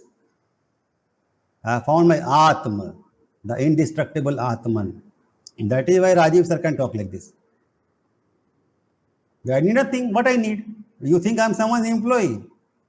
No, the child is blessed who comes into my class. You know what I'm saying? To listen to my class is a great merit. You would have done so many punya in 100 births to come to my class. I know that. Are you following me? Do you think I'm searching for a job? No. It is my love for Amma, my Guru Dakshina to her that I teach in the university. It's like that. I am perhaps the greatest teacher of these courses in the whole planet. And I know that one. It's not a pride, it's simple fact. Okay. So but I stick to this job because Amma is my master. She gave me the Atmagyan. So it's my service to her. You know what I'm saying? Till she kicks me out, I will be here. But I will behave like this only. Because my love affair with God is so deep, I need more time for God. My dharma is to run the college very beautifully, take care of faculty and staff, and help the college to flourish and prosper. That I am doing. Are you following me? So we were declared the best B school in Kerala last year and again this year by independent author, two independent bodies. So the college is growing. That is my dharma. Do you follow what I'm saying? Please tell me what you understood, both of you. 5 minutes. But don't start doing what I am doing. Okay. But keep loving God. Okay. Yeah, sir. But yeah, we need more time to reach there in terms of doing what we love, sir. I think, yeah. I also remember once you told us, if you I think, told two qualities, to find God or God. Yes, sir. What are those two things? yes, sir. One is God comes to those who love God. That's one thing what you said, and also He will also come to those who can practice dharma to the best of their abilities. So Even if that person is an atheist, someone practicing dharma to the best of their ability, yeah, even if that person is an atheist, God will still come to that person. yes, sir. Absolutely, you're right, sir. So because the largest third population in the world is non-believers of God, but most of them, they believe in dharma. And they are brilliant people. Yes, they're brilliant people. They're intellects, and they're contributing something to the society in the form And they of will be education. working very hard for society. Yes, I have seen many such people. They're beautiful people. absolutely, sir. In fact, sir, when I heard in one of the interviews, I heard this from Mr. Narayan Murthy saying, "I'm a karma yogi," meaning I spend a lot of time in doing the work, wherein his wife, Sudha Murthy ma'am, she's very devotional and she spent a lot of time in temple and all those stuff. But Mr. Narayan Murthy, he himself says, I'm a karma yogi, meaning I spend a lot of time doing karma, which is good for the society, which is good for the globe. Yeah. That is true. That is what is needed. So, these people who are atheists and very wonderful people, why they become atheists in the first place is because they feel that if there is a God who is almighty, omniscient, omnipotent, why there is so much pain and misery in the world? That is the main reason, in my experience, why these brilliant people don't believe in God. Their logic tells that pain is bad, misery is bad. Yeah. God should remove misery. Right? Now, for the sake of those people I'm sharing now, what I'm sharing, God doesn't believe that pain is bad. Mhm. God doesn't believe misery is bad. God believes misery is good, pain is good. Pain is good, misery is better. That's what God believes. But for whom is pain good and for whom is misery better? That is what is needed to be understood. To understand that, you need to understand what God created in the form of the human being. God created in the form of the human being a God seed which he expects to grow into a God tree. Amma is a God tree. Okay. So, to grow into a God tree, the God seed needs to follow Dharma. Okay. That is his requirement. Now, to follow Dharma is not very easy. Why? Because deliberately God has made the universe as a very tempting place. You get tempted by 1,000 things all the time. And these tempting things take you away from Dharma. Now, God has made the universe like this by design. Why? Because He's playing a game. He's playing a game where you have to find Him sitting in your heart. But He will never allow you to go towards your heart. He will tempt you in 1,000 ways from outside. And He expects you to see through the game, the illusion, the Maya, and seek God over the tempting illusions outside. That's what he expects. That's a part of the game. Now, don't ask me why he has created the game like that. No, this is what he loves to do. He is so lovely and so charming that he believes that people should be able to love me and select me and choose me even though I am hidden. And if they will not choose me, they will not love me, though I am hidden, then let them go to hell. Okay, that's what it is. Absolutely, sir. Sir, to add on one It's more a, it's a game. yeah, It's a game, hide and seek. Now, if you are going away from God, more you go away from God, more you get trapped in Maya, and then more the pain will come. So, in astrology, two nakshatras, Mrighashira and Ardra, represent that part of the universe. Mriga means deer. The deer thinks water is there in the desert, keeps going behind that water. Sira is Sira, no head. So, because you are the deer head, you keep thinking water is there out in the desert, you keep chasing it, more and more you go deeper in the desert, and then result is Ardra. No, the symbol is teardrops. Rudra is the god of Ardra. Rudra means that which makes you cry. The god which makes you cry. So, plague, corona, cancer, imprisonment, bomb blast, riots, depression, stock market plunging down, war, famine, all is a Rudra, Ardra. So, Mrighashira means going away from God in search of water, happiness outside. And if you do that, Ardra awaits you, Rudra awaits you, misfortune awaits you. All the hells are created for such souls. So, hells exist, misery exists. It's a game. It's a game. It's a game. That is what is called Leela. Now, in one class, I told that people think it's a Leela, and now I'm contradicting myself, right? Now, that is how enlightened people are. They will say one thing and then say the opposite thing, then you will get confused. Because when I say one thing, I mean something. When I say the opposite, I mean something else. It is a game, but at the same time, as a brother or as a sister soul, I feel sad for you. That what I know, you don't know. And hence you are suffering. Are you following me? So best thing is I can teach you, I can try to share my kindness with you. And that is what God expects from me.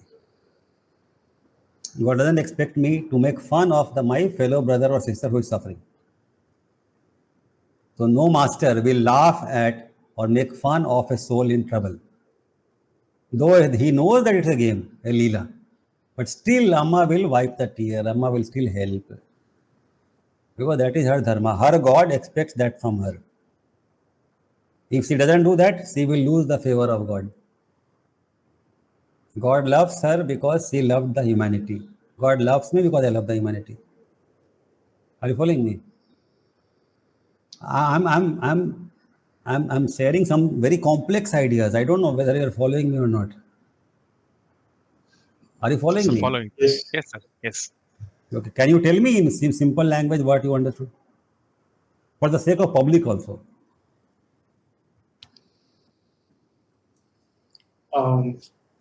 So you were saying, referring to two things, God comes to those who love God, and God comes to those who are able to practice Dharma to the best of their abilities. So when you're referring to God comes to those, it is about experiencing God, actually. So when you're referring to experiencing God, how can you experience something without really loving God itself, right? So that's what I'm trying to relate to the first point. Like, if you do not love God and seek God, you would not be experiencing God. And practicing Dharma, when you were mentioning, you, to the best of your abilities, we were able to understand the various colors and shades that, your Dharma overall is, like the examples that you shared about your own personal Dharma. You're still doing your Dharma, but it doesn't necessarily mean to follow each and every single role and responsibility that would not be necessarily That human society has created. yeah, that you That, no, try to understand. The rules and regulations, dharma as interpreted by human society. So a jnani goes beyond the human society. Yeah. It's like see, my mother is feeling very sleepy, and for 1 hour she doesn't embrace me, hug me, kiss me, and she's sleeping. So do you lose trust or faith in your mother? No. Or do you know she's tired right now? Yeah, we know she's right. It's like that. So when your spirit is in order, the worldly rules regulations don't matter. So my spirit is in order. Why? Because God is inside my own spirit. That's how it is. So I and God both understand what I am doing. Okay. Hmm. Okay. So I think This is a very important point, because otherwise other people may start to live like what I was telling. Bindas way. No. First become bindas, then live in a bindas way. Being is first, then doing. Right? Okay. Then you can have this fun. No, you can laugh with God, and just look at this Gita. it moves from the inside out, right? Being, doing, and having. Yeah, right. You remember I used to teach that one, right? That Yes. Okay. that one simplest thing has stayed for a very long time, sir. Okay. I used it in all, even in office, many times I keep using it. So it gives a lot of clarity. Yes. Now continue, Pastor Chit, you were telling me. So I'm just, as I was speaking, I'm contemplating more. For example, you said Dharma in the spirit level. At your spirit, you are very clear about what your Dharma is. And then when that is set right, these worldly formed rules and regulations doesn't matter. So I'm just trying to probably think and contemplate more. Probably Raj, if you have something to share, I'll take a minute first. Sure, Saschit. Yeah. Sir, we also, you also told us that following Dharma is not easy as it seems to be. And at the same time, there are so many temptations around which will make us think, which will actually take us to a different routes and deviations, sir. Saschit, if you're speaking, you're on mute. No, carry on. Okay, got it. Yeah. So that way, sir, you also spoke about two important nakshatras in astrology. One is Mrighashira, other one is Ardra. So I think that for a normal person who is not a jnani, it's pretty natural for them to easily draw down towards searching of unknown things.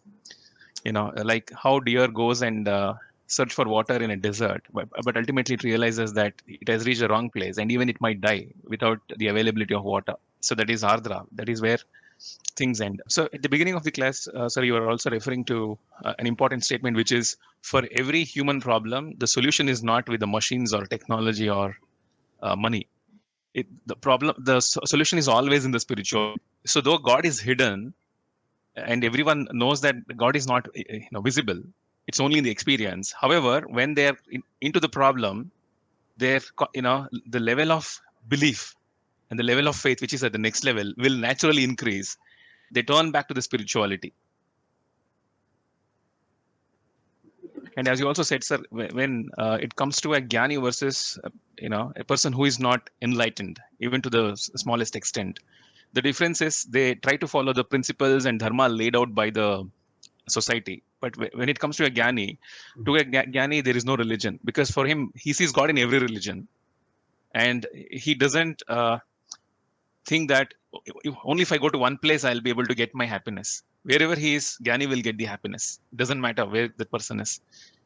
So this is what I could connect to what Saschit said when it comes to how God comes to those who will love him and who will practice dharma to the best of their abilities and take the amount of love that God can give and sustain. So it's also important to, I'll take a detour now. So it's also important to understand that it's not as if God will give. God is already giving. It's just that whether you are noticing. Your mom was a gift from God. Your dad was a gift from God. Your child, your wife, everyone that you love and everyone that loves you is a gift from God. the air that you breathe, the water that you drink, the earth on which you walk, the chair on which you sit, the computer on which you are working, the laptop, the cell phone, whatever it is, the fan, the AC in your room, it's all God's gift. So it's not that God will give. God is already giving. God has always been giving. But are we noticing? So when we say we have to love God with all our might, we also need to understand the technology of our loving God. How do we love God? I have to teach that also, right? So the easier technology or technique is gratitude. Just notice what you are being showered with all the time. Next time your daughter runs into your arms and gives you a kiss on your cheek, your daughter, her kiss is God kissing you on the cheek. Feel that love. God's love. It's God's love. It's God coming, jumping up and down and running into your lap. The daughter who jumped into your lap is God jumping into your lap. Do you follow what I'm saying? This is the technique of loving God. Next time when you eat a payasam, delicious payasam, feel God's love as sweetness in that payasam.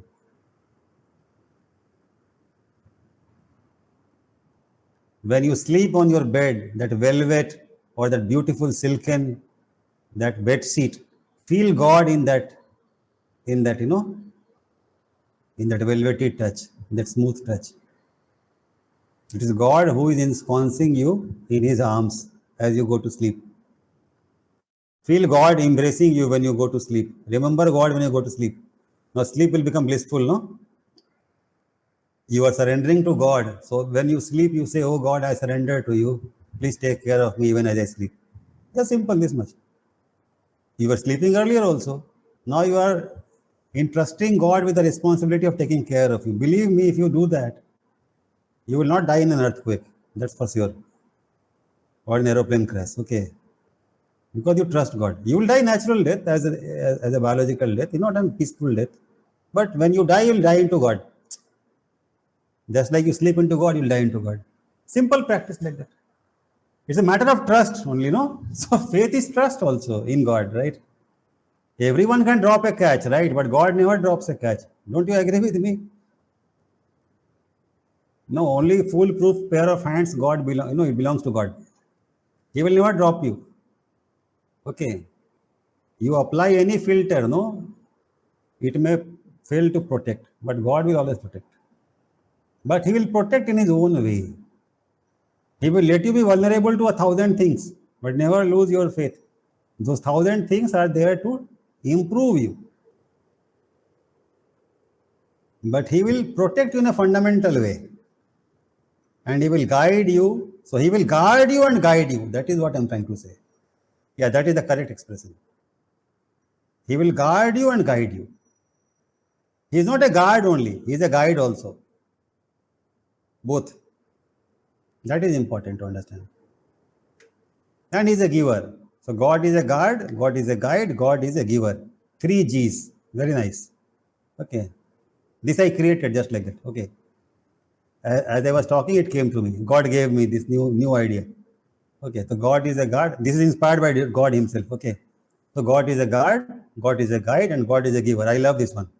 I'll teach now this in my next class. Okay. So if you remember this, life is made, done.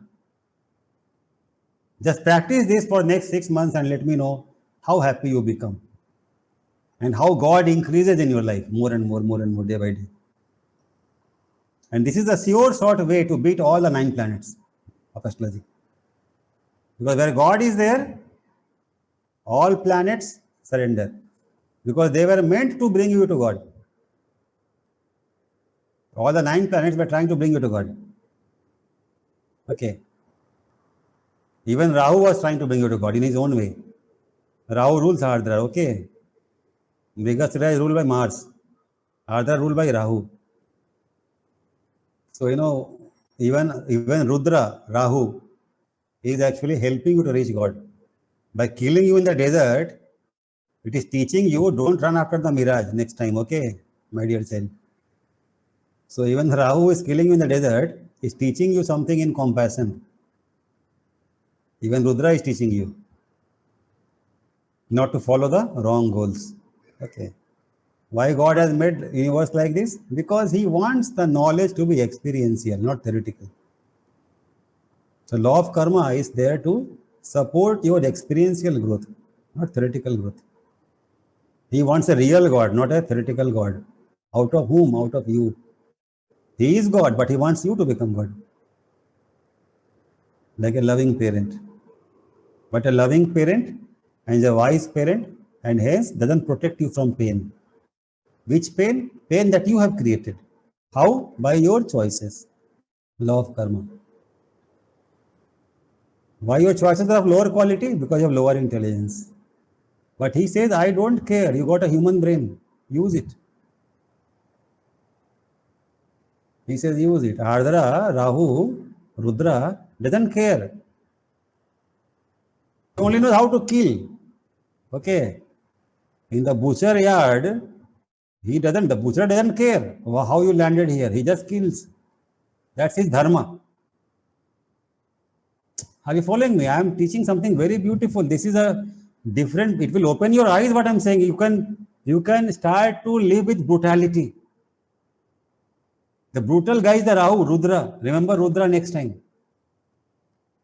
The brutality that we're seeing is Rudra, one form of God. Rahu is one form of God. The formless God has 9 faces, the 9 planets. 9 masks he's wearing. Whereas Rahu is brutal. It is God only killing you, but in a brutal form. Now, this level of spirituality, very few people can appreciate. Because they want to treat God as, all, Santa Claus only. But God is not only Santa Claus. He has a demonic face also. The same God can, become very demonic Rahu also. Rudra is very, very frightening, right? Kali is so frightening, no? So Kali, Rudra, they are all same form of God. I mean, same family of God. God wears these masks also from time to time. But whatever God does, there is compassion behind that, always. When the goat is butchered in the butcher yard, that goat is being taught not to butcher the goat next time. Every goat being butchered was a butcher who had butchered a goat. Do you know that? Law of karma. You may not believe me, but this was revealed to me in IIM Calcutta one day. I have never shared this in public. I have shared this only with one student, Kirtana, long time back. Now I am sharing first time in public, my real experience. So once, I was playing TT whole night. And early morning, 6 o'clock, we friends thought we'll go and drink tea and then go to sleep. Those are very wild days of my young, youth, and I was very wild in those days. Often I'll keep awake whole night playing something. I was playing TT whole night, okay, till 6 o'clock. Then we went to drink tea. So mind was a little bit groggy, because I not slept whole night. So already, I was like that, and then it was very foggy morning in Calcutta those days. And as I reached the IIM Calcutta gate, and we were waiting for the tea wala to make tea. He was just lighting up his chula, that coal and that, if you know what I'm saying, not a gas stove, it was a chula with the coal and all that. He will lit the fire and then he will start to make tea. Old style restaurant. So I used to love such places. So I was there with my 2 friends and I was waiting for the tea. And then, one fellow butcher went on his cycle and he was keeping one goat in a bag, which was hanging on the cycle handle. I'm trying to paint a verbal picture. You know what I think? In that bag, there was one goat. And I was seeing that. And suddenly, for a split second, the scene was changed for me. The goat, which was slightly black in color, it became a man riding the cycle. And the man became a goat. Now, this man who is riding the cycle is a different man. And the goat in the bag is a different goat. Do you understand anything? I saw the scene being flipped. Divine Grace, Mother Kali, whatever, she showed me the real picture behind this story. Right now, a story is being unfolded. One goat is going to be butchered after some time. But it so happens that that goat was the butcher. And the butcher was the goat in an early lifetime. And I had goosebumps, Raj. I was absolutely like, electrified. A tremendous epiphany. See, a normal experience, which is not ordained by God, will not bring epiphany. But that and tremendous goosebumps. I was like shivering with tremendous insight. I said, oh my God, this is what is happening. And from that day, I was always a vegetarian. Not always, but before that also I was a vegetarian. But that day I understood why I should not be eating meat.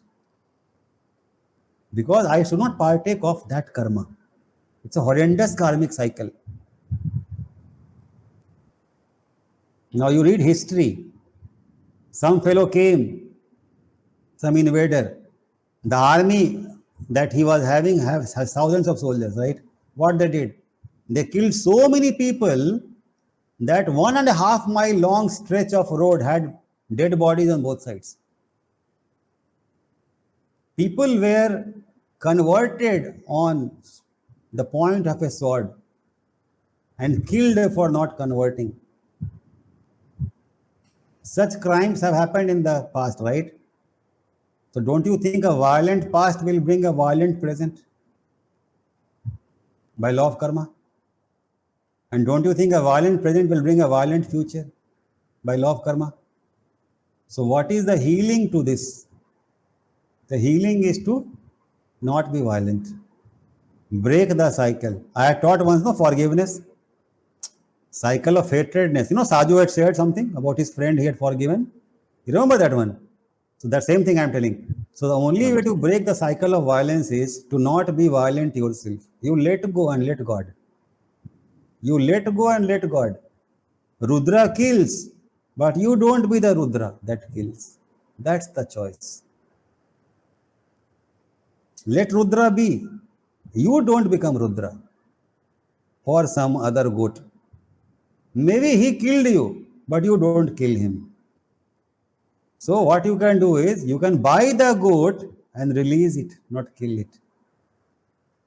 You can buy the animal about to be butchered and release it, not kill it. That is Dharma.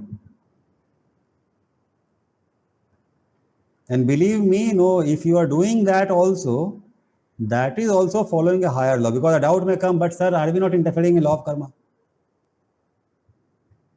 No, it's not like that. We have seen it in the life of Buddha. Devdutt had shot an arrow to a bird. The bird had fallen, and Siddhartha was trying to protect and nourish the bird. You remember that story? King Suddhodhan, it was taken to Suddhodhan. They started, both brothers, cousin brothers. They started fighting for the bird. Devdutt says, Buddha's cousin, I have shot the bird down, it belongs to me. Buddha said, I have healed the bird, it belongs to me. The bird belongs to me. Then what happened? In Suddhodhan's court, the minister, Suddhodhan, a very tricky situation. Suddhodhan is a doldrums because if he favors his son, brother will become angry. The brother's son is Devdutt. So because he is an uncle, right? He can't play partial because his brother is also very beloved to him. So he is in a deep trouble, right? Between devil and the deep sea. So he escaped by telling the prime minister solve the problem. He was a smart guy. It was very simple, sir. Both princes can sit opposite to one another and let the bird go to whichever prince that the bird likes. If the bird goes to Devdutt, the bird belongs to Devdutt. Goes to Gautama, Siddhartha, and it belongs to Siddhartha. So the bird was let go, and in the middle. Now the bird obviously ran to the lap of Siddhartha because he was the protector. The power of love over violence, right? So the Siddhartha won in that. So what I'm trying to say, one can argue that Devdutt shot the bird down. It can't be random. In this universe, nothing is random, right? So that is also ordained by law of karma. But a great master of future, Siddhartha is only a child right now, but he will become the great Buddha in future. Now he has a compassionate heart. So one feels impelled to kill the bird, other feels impelled to save the bird. So don't you think both are law of karma only operating? So what I am teaching now is a very complex idea. Don't double guess your inner voice. That's the principle. Write it down. Don't double guess your inner voice. I did not tell that Raj should go into Bangalore market and start buying animals every day and become poor after 5 years. I'm not saying that. I'm saying that a random stray animal which happens to your path, if you can save it, please save it. That's what I'm saying. That is your dharma. But if you start to meddle in law of karma deliberately like this, what I was saying, going to the market and buying every goat and releasing it, then you are meddling in the affairs of God. That is not advisable. That will bring horrendous karma on your head. Because many souls will not be able to absolve their hate. Are you following me? Sir. So in Islam, there is one path where we remember Allah through his 100 names. Okay, 100 names of Allah, just like Vishnu Sahasranam and Devi Sahasranam. In Islam also we have a path where we remember God through chanting his 100 names. So there, one of the 100 names is Al-Mantakim. One of the God's names is Al-Mantakim. So Al-Mantakim means Allah is that. Every name is belonging to Allah, but every name depicts another aspect of Allah, which is another aspect of nature. Because Allah's laws manifest in nature, Allah's quality manifest in nature. So one name is Al-Mantakim. Now Al-Mantakim is that aspect of Allah which balances karma, which heals the universe. But how will the universe heal? The universe will heal by releasing pent-up emotions. So when a butchered goat butchers the butchered goat wounded karma gets healed. But the butcher who has been butchered as a goat now creates a fresh karma of violence. Now you see this beautiful example. Seed was violent, so the tree is violent, and hence the seed will be also violent. Seed, tree, seed, right? Am I right or not? Seed produces tree, tree produces seed. So seed, the past was violent, so present, the tree is violent, and the future, the seed will be violent. That's law of karma. That's how it perpetuates. Gandhi had told, eye for an eye will leave the whole world blind, right? Famous statement attributed to Gandhi. So that is how it is. So law of karma is blind generally. It operates in cycles like that. Now that is where Gyan, discrimination, Vivek, a spiritual teacher, a spiritual teaching, religion helps. We started with religion, let's end with religion, right? So that is where religion helps. Religion teaches forgiveness. Religion teaches compassion. Religion teaches kindness. So yes, I am the butcher who was a goat, who was butchered by this fellow, who is now my victim goat. I feel tremendous hate for it, but I will not kill it. I let it go. That is the only way to heal violent karma. So forgiveness, love, compassion. And all these three powered by deep wisdom. Without wisdom, not possible. Is the only way to heal a violent cycle of karma. And this is the solution to all the problems of the world.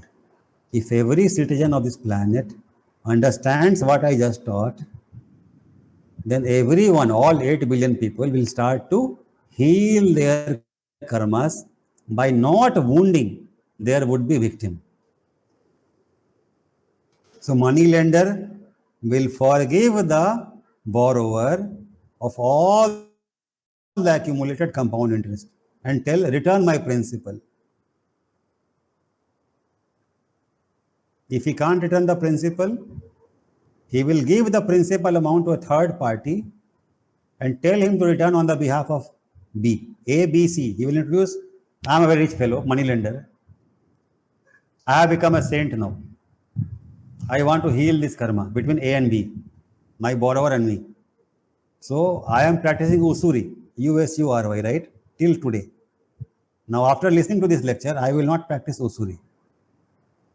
I will let go of interest upon interest, compounded part, right?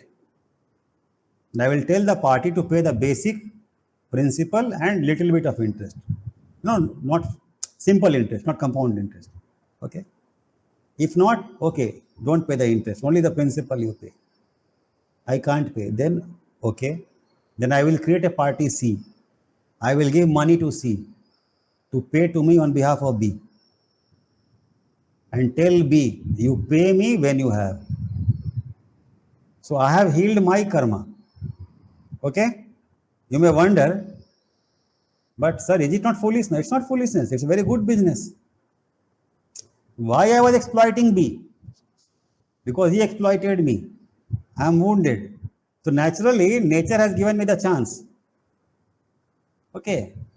You may wonder, but sir, I am having 100 borrowers. Yes, you have been a bonded labor 100 times. All 100 of them have exploited you. Hence, nature has given you chance in this birth to heal your wounded karma of 100 births. Are you following me? Do you follow me? It's very, very complicated example. I am teaching you law of karma now. How to get out of it. You want liberation, right? This is the path to liberation. Starting path. This is the first step to sainthood. You can write it down. This is the first step to sainthood. First step is forgiveness. Letting go of your share of karma. You don't play the Rudra. You know what I'm saying, Raj? Yes, You sir. don't play the Rudra. Yeah. You play the Buddha. You play the God. Buddha is God, right? Yes. Because God alone can heal the whole thing, whole messy affair. So in this transaction, when I gave to C to give to me on behalf of B, I'm absolving myself of my karma. Because if I don't take the money back, I will not be healed. So I got my money back. Now why I give to C? Because I know I'm saying in my heart, this money came from God. God's money belongs to all God's children. That is the logic. So it is not the actual transaction. It is how you treat the transaction in your consciousness. Because ultimately the money didn't belong to you. Did it belong to you? No. To whom did it belong? To the Almighty. Almighty. That's how life is so simple.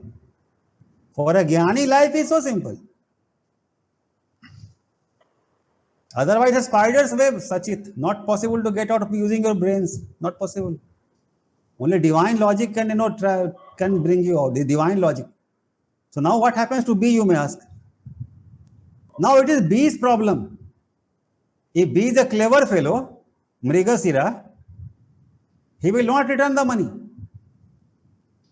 One day he will have enough money to pay the principal back. But he will think, no, A is not asking for the money. See, in A's eyes, transaction is closed. Because he has left everything to God, Allah. Now what happens? It is C's dharma to return the money. B's dharma to return the money. So when B earns enough after 3 years, 5 years, in God's world, no interest, no inflation. Even after 5 years, that fellow has enough money, he should return it to A. That's how it is. C's money doesn't count because C's money belongs to A. Yes. Yes. Right, sir. A needed money from B only. So Correct. B has to pay A. And A has to accept what B is paying. After accepting money from B, A cannot give it back to B. No, not allowed. That is again a sin. It creates another karma, right, sir? It creates a sin. That money A can give in charity. That is okay. This is how this insight will make you a saint.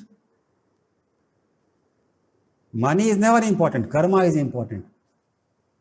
I feel very powerfully inspired today to teach these intricate things. I never planned that I will teach them, but this is inspired teaching. This is an inspired example. This is a lesson to all the money lenders to heal their karma. First of all, they should know why they are in money lending business. Why karma chose them to be a money lender? Because they are exploited people for many lifetimes. They lost their property. There are many, no, you know what, many movies show such things.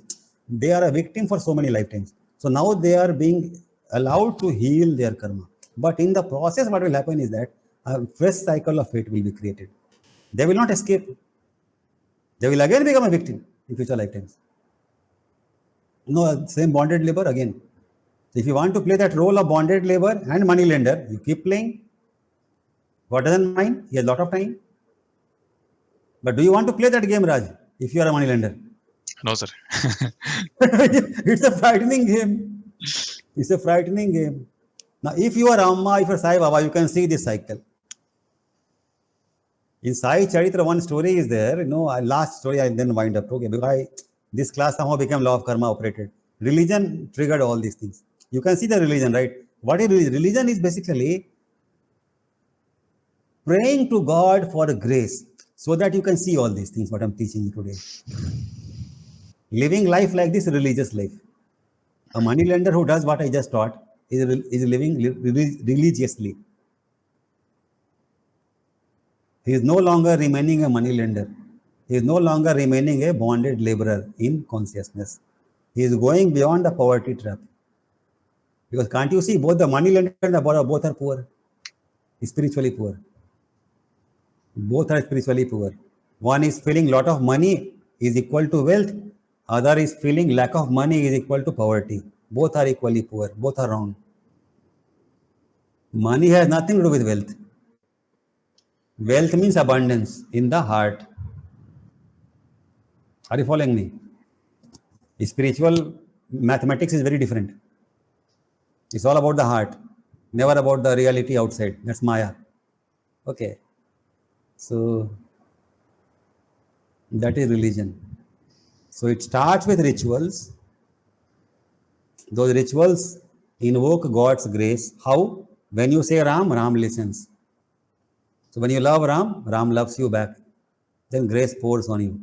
When grace pours on you, in some time you gain maturity.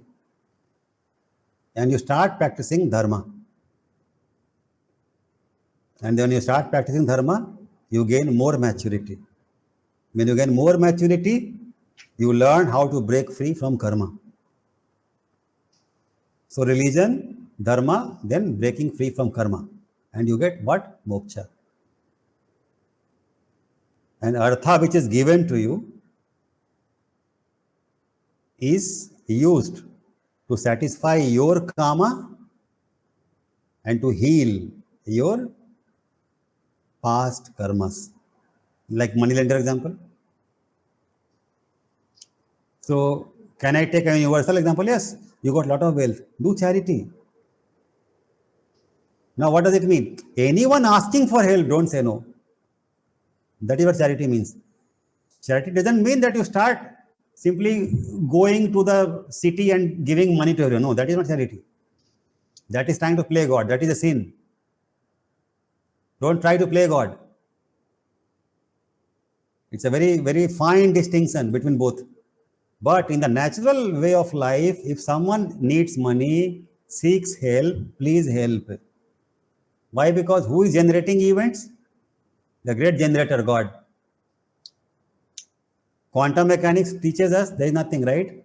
It's all Maya, right? But someone is manifesting. Rajiv is not manifesting Rajiv, right? I have taught it so many times. Some divine entity is doing it. So in that divine entity's play, if someone crosses your path, needs help, please help. That is how you use your Artha to rid yourself of your own karma. And that is also discharge of your Dharma. So Artha is meant to satisfy your karma needs and also to absolve you of your karma. And how you do it? By following your Dharma. And what is this? This is higher Dharma now. What I taught you is now is the saintly Dharma. These are the Dharmas of saints. Now, if we have 1 million saints on the planet today, the whole planet will heal.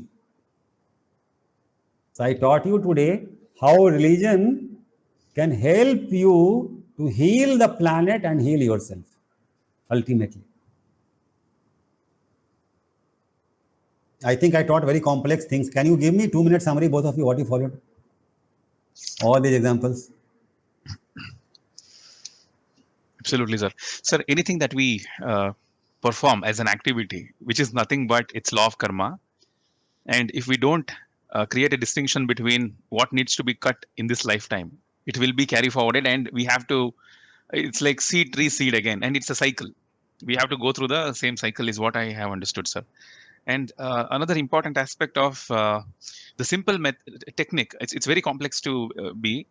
What you gave us is the first step to become a saint is to practice forgiveness and not worry about the money that we have already given, being a money lender. And he should also find a way in terms of how can he cut off few things and not to get into the loops of karma again and convert that karma into a sin again.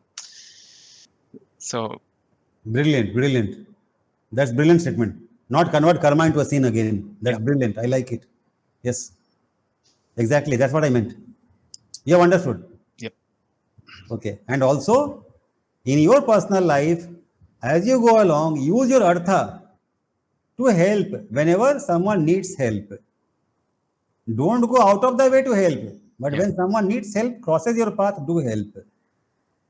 Like, I'll tell you what. You see, you are reading newspaper Hindu, right? And you see a picture of a boy who needs a kidney urgently, 5 lakh rupees. I'm not saying send 5 lakh rupees. No, that I'm not saying that.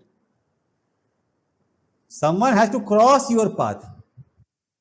Not on newspaper ad. Not what I'm saying. Don't misunderstand me. Real person crossing in your real life. That is what I mean. Not ad or something like that. Okay.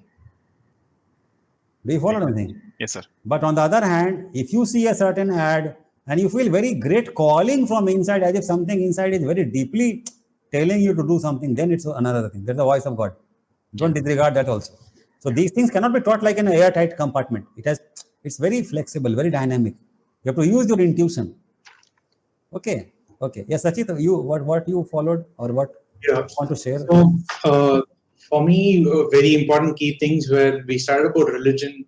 We dealt with religion starts the question of, it comes with belief, faith, the difference between belief and faith, and then knowingness. And then we dealt with knowingness is about experiencing God, right? And one more key aspect was religion is behaving like the bridge between, for us to experience God itself, right? So religion is being the bridge over here. And few other things where you spoke about God comes to those who love God, and also those who follow their dharma to whatever best way that they can. And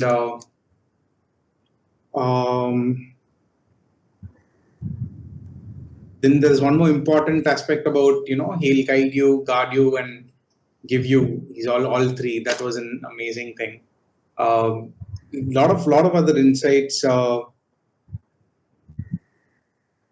just trying to contemplate furthermore and trying to. You said you start with religion. We are ending with religion. You gave even about an aspect of technology to love God. How to love God? You were saying, okay, we have to love God, but how do we love God? Is also you were saying by observing everything that is happening around and observing gratitude.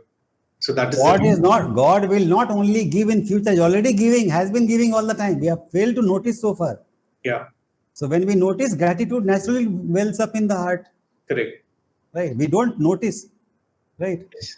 So even when I've been thinking about gratitude from in our college times, and then later on, one particular contemplation was very key with me, that gratitude will blossom when realization happens. So when you bring aspects into your reality, even for realization, the word is about, bringing things into your awareness of your own reality. Then you will start, a particular emotion starts bubbling inside you. This blossom which is happening inside you is gratitude. So that is something that I'm also trying to relate this with one more question, which I earlier had written down, that God is not only about the unseen. Many a times we think that, God is this mysterious, unseen, is within, is hidden, is also what we were exploring. But God is not only the unseen, he's everything, seen and unseen. and everything that we don't know about also. So we can see God in the gifts that God gives, no, air, water, everything. I was saying, yeah, right. Yeah, so that is what you also said. The technology to love God is by seeing and observing and being grateful for every single thing right now that has already been given every moment. So I think that is something that we keep going at. Yes. And the cycle of karma breaking, I taught right how to break free from the cycle of karma, right? Yes. One karma at a time. Definitely. Yeah. That was also very revealing about how the beautiful example of the butcher and the goat. That was like very deep. Very deep. It was shocking to me when I saw that for many weeks it used to haunt me. It had gone deep into me. So which means a divine revelation.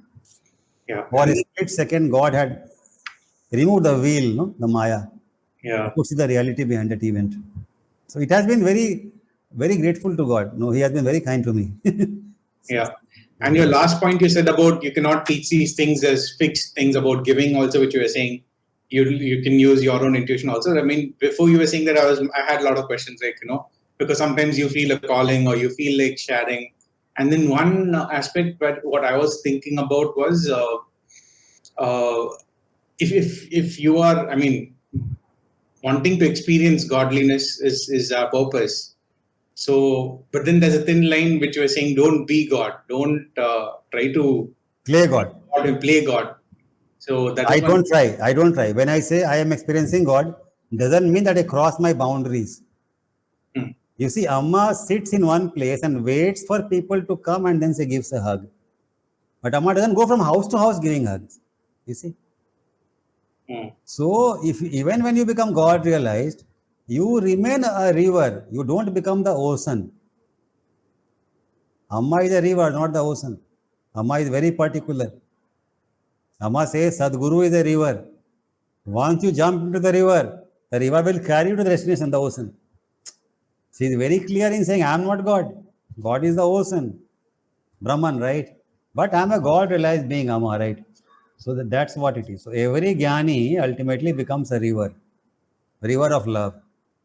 So if you jump into the river, the Sadguru or the teacher, he will take you to the destination.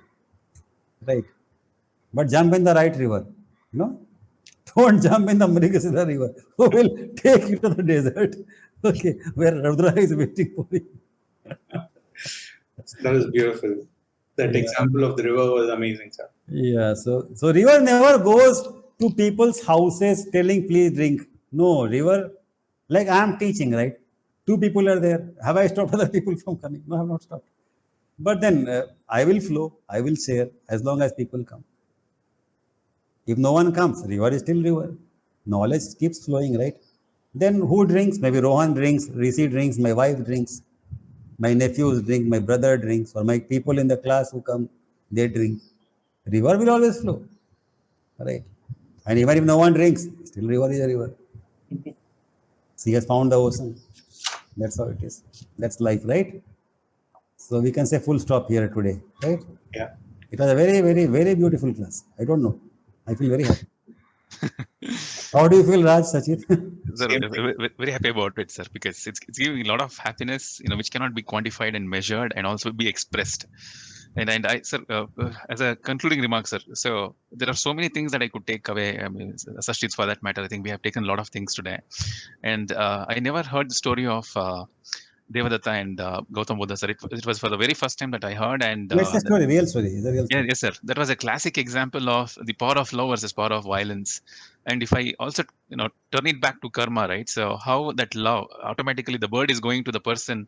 That's a natural attraction, between a bird, and the relationship between the human and a bird doesn't have the intelligence like humans, but still it chose the person who protected. It knows that this person can protect, and it did not choose the person who shot with an arrow.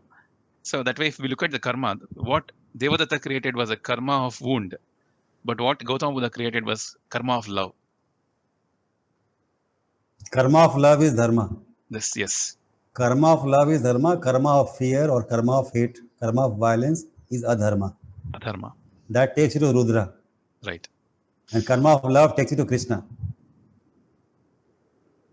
In the omni lover, right? Krishna is the omni lover. God is the omni lover. Yes. Right? So one takes to the omni lover, other takes to the omni. You know, the ultimate frightening being in the whole universe is the Rudra. Who is more frightening than Rudra? Tell me. You are seeing Rudra everywhere dancing right now on earth, right? Is it not? Yes. This Rudra is very mysterious. He can come as AI also. AI is a very big Rudra. I can see it coming, but I can't do anything. Okay. Yeah. Mind my words. AI is a very, very tricky Rudra. It is coming to eat the world like nothing ever before.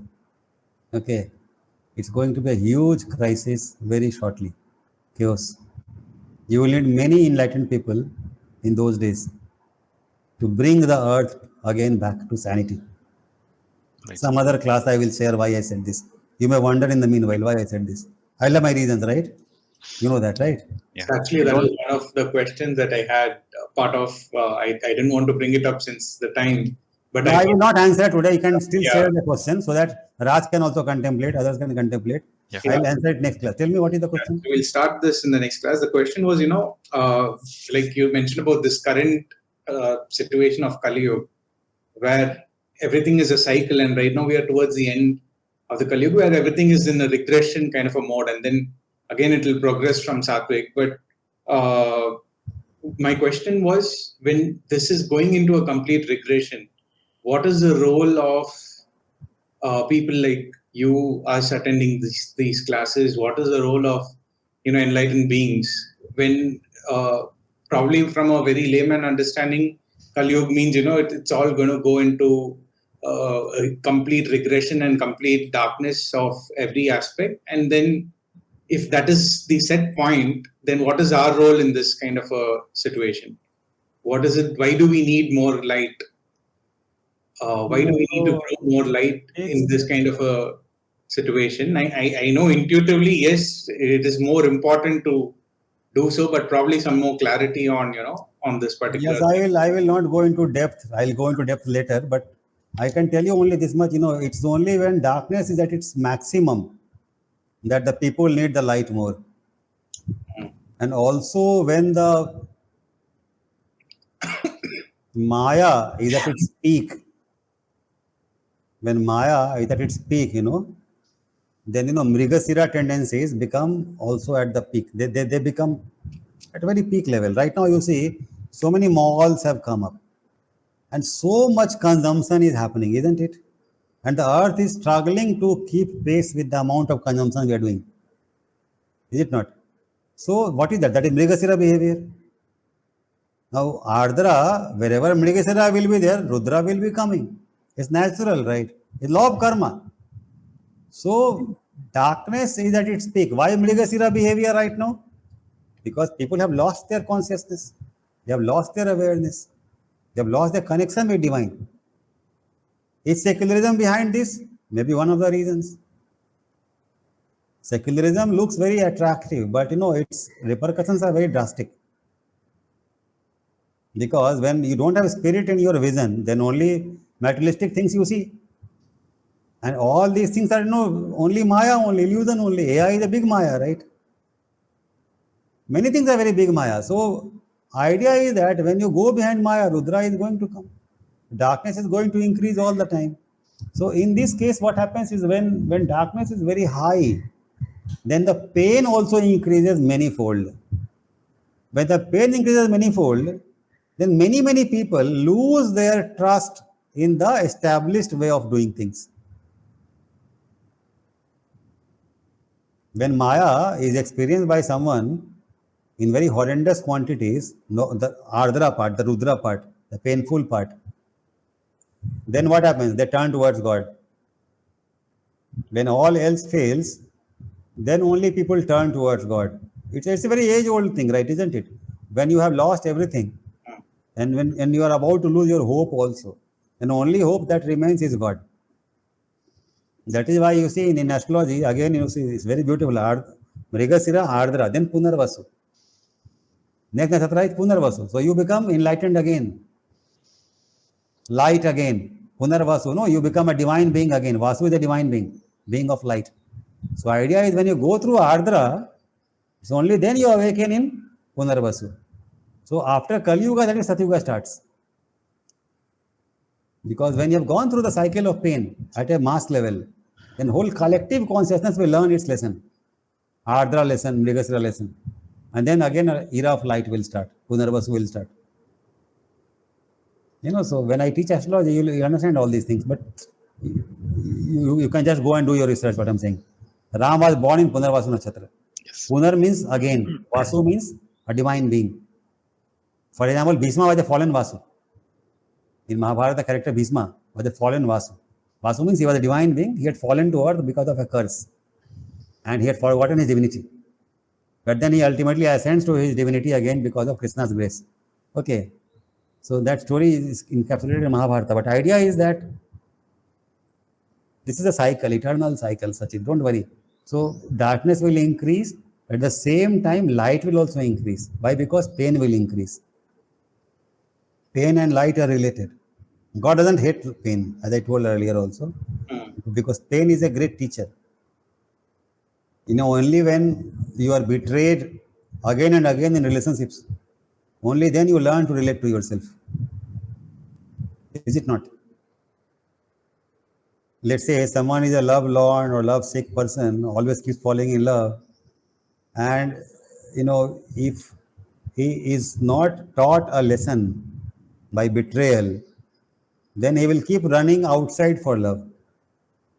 But at some point of time, God will start teaching a lesson through betrayal also. So when a girlfriend runs away, it may not be bad all the time. It may be God who came as a girlfriend and ran away. Why? Because he wants you to search God not in the girlfriend but in inner being who is sitting inside. So unless you give up hope on the outside, you may not seek inside. So pain on the outside is not always bad. Have you answered your question a little bit? Definitely, yeah. So The aspect itself about when there's more darkness, even the light, in a completely dark room, even a small diya is very much brighter. Right? So very much needed also. Very much needed also. So, yeah. Right. So when everyone is struggling for direction, a little bit light here, a little bit light there is very valuable. So what you are doing is very valuable. What I am doing is very valuable. Okay. So let's stand and let's end on that optimistic note, right? Yes. Okay. So what we are doing is of value, not valueless. Okay. Yes. Yes. Thank you, sir. Thank you. Thank Bye, you. sir. Thank you. Bye. Thanks, Raj. Bye, Saschit. Bye. Thanks, Rohan.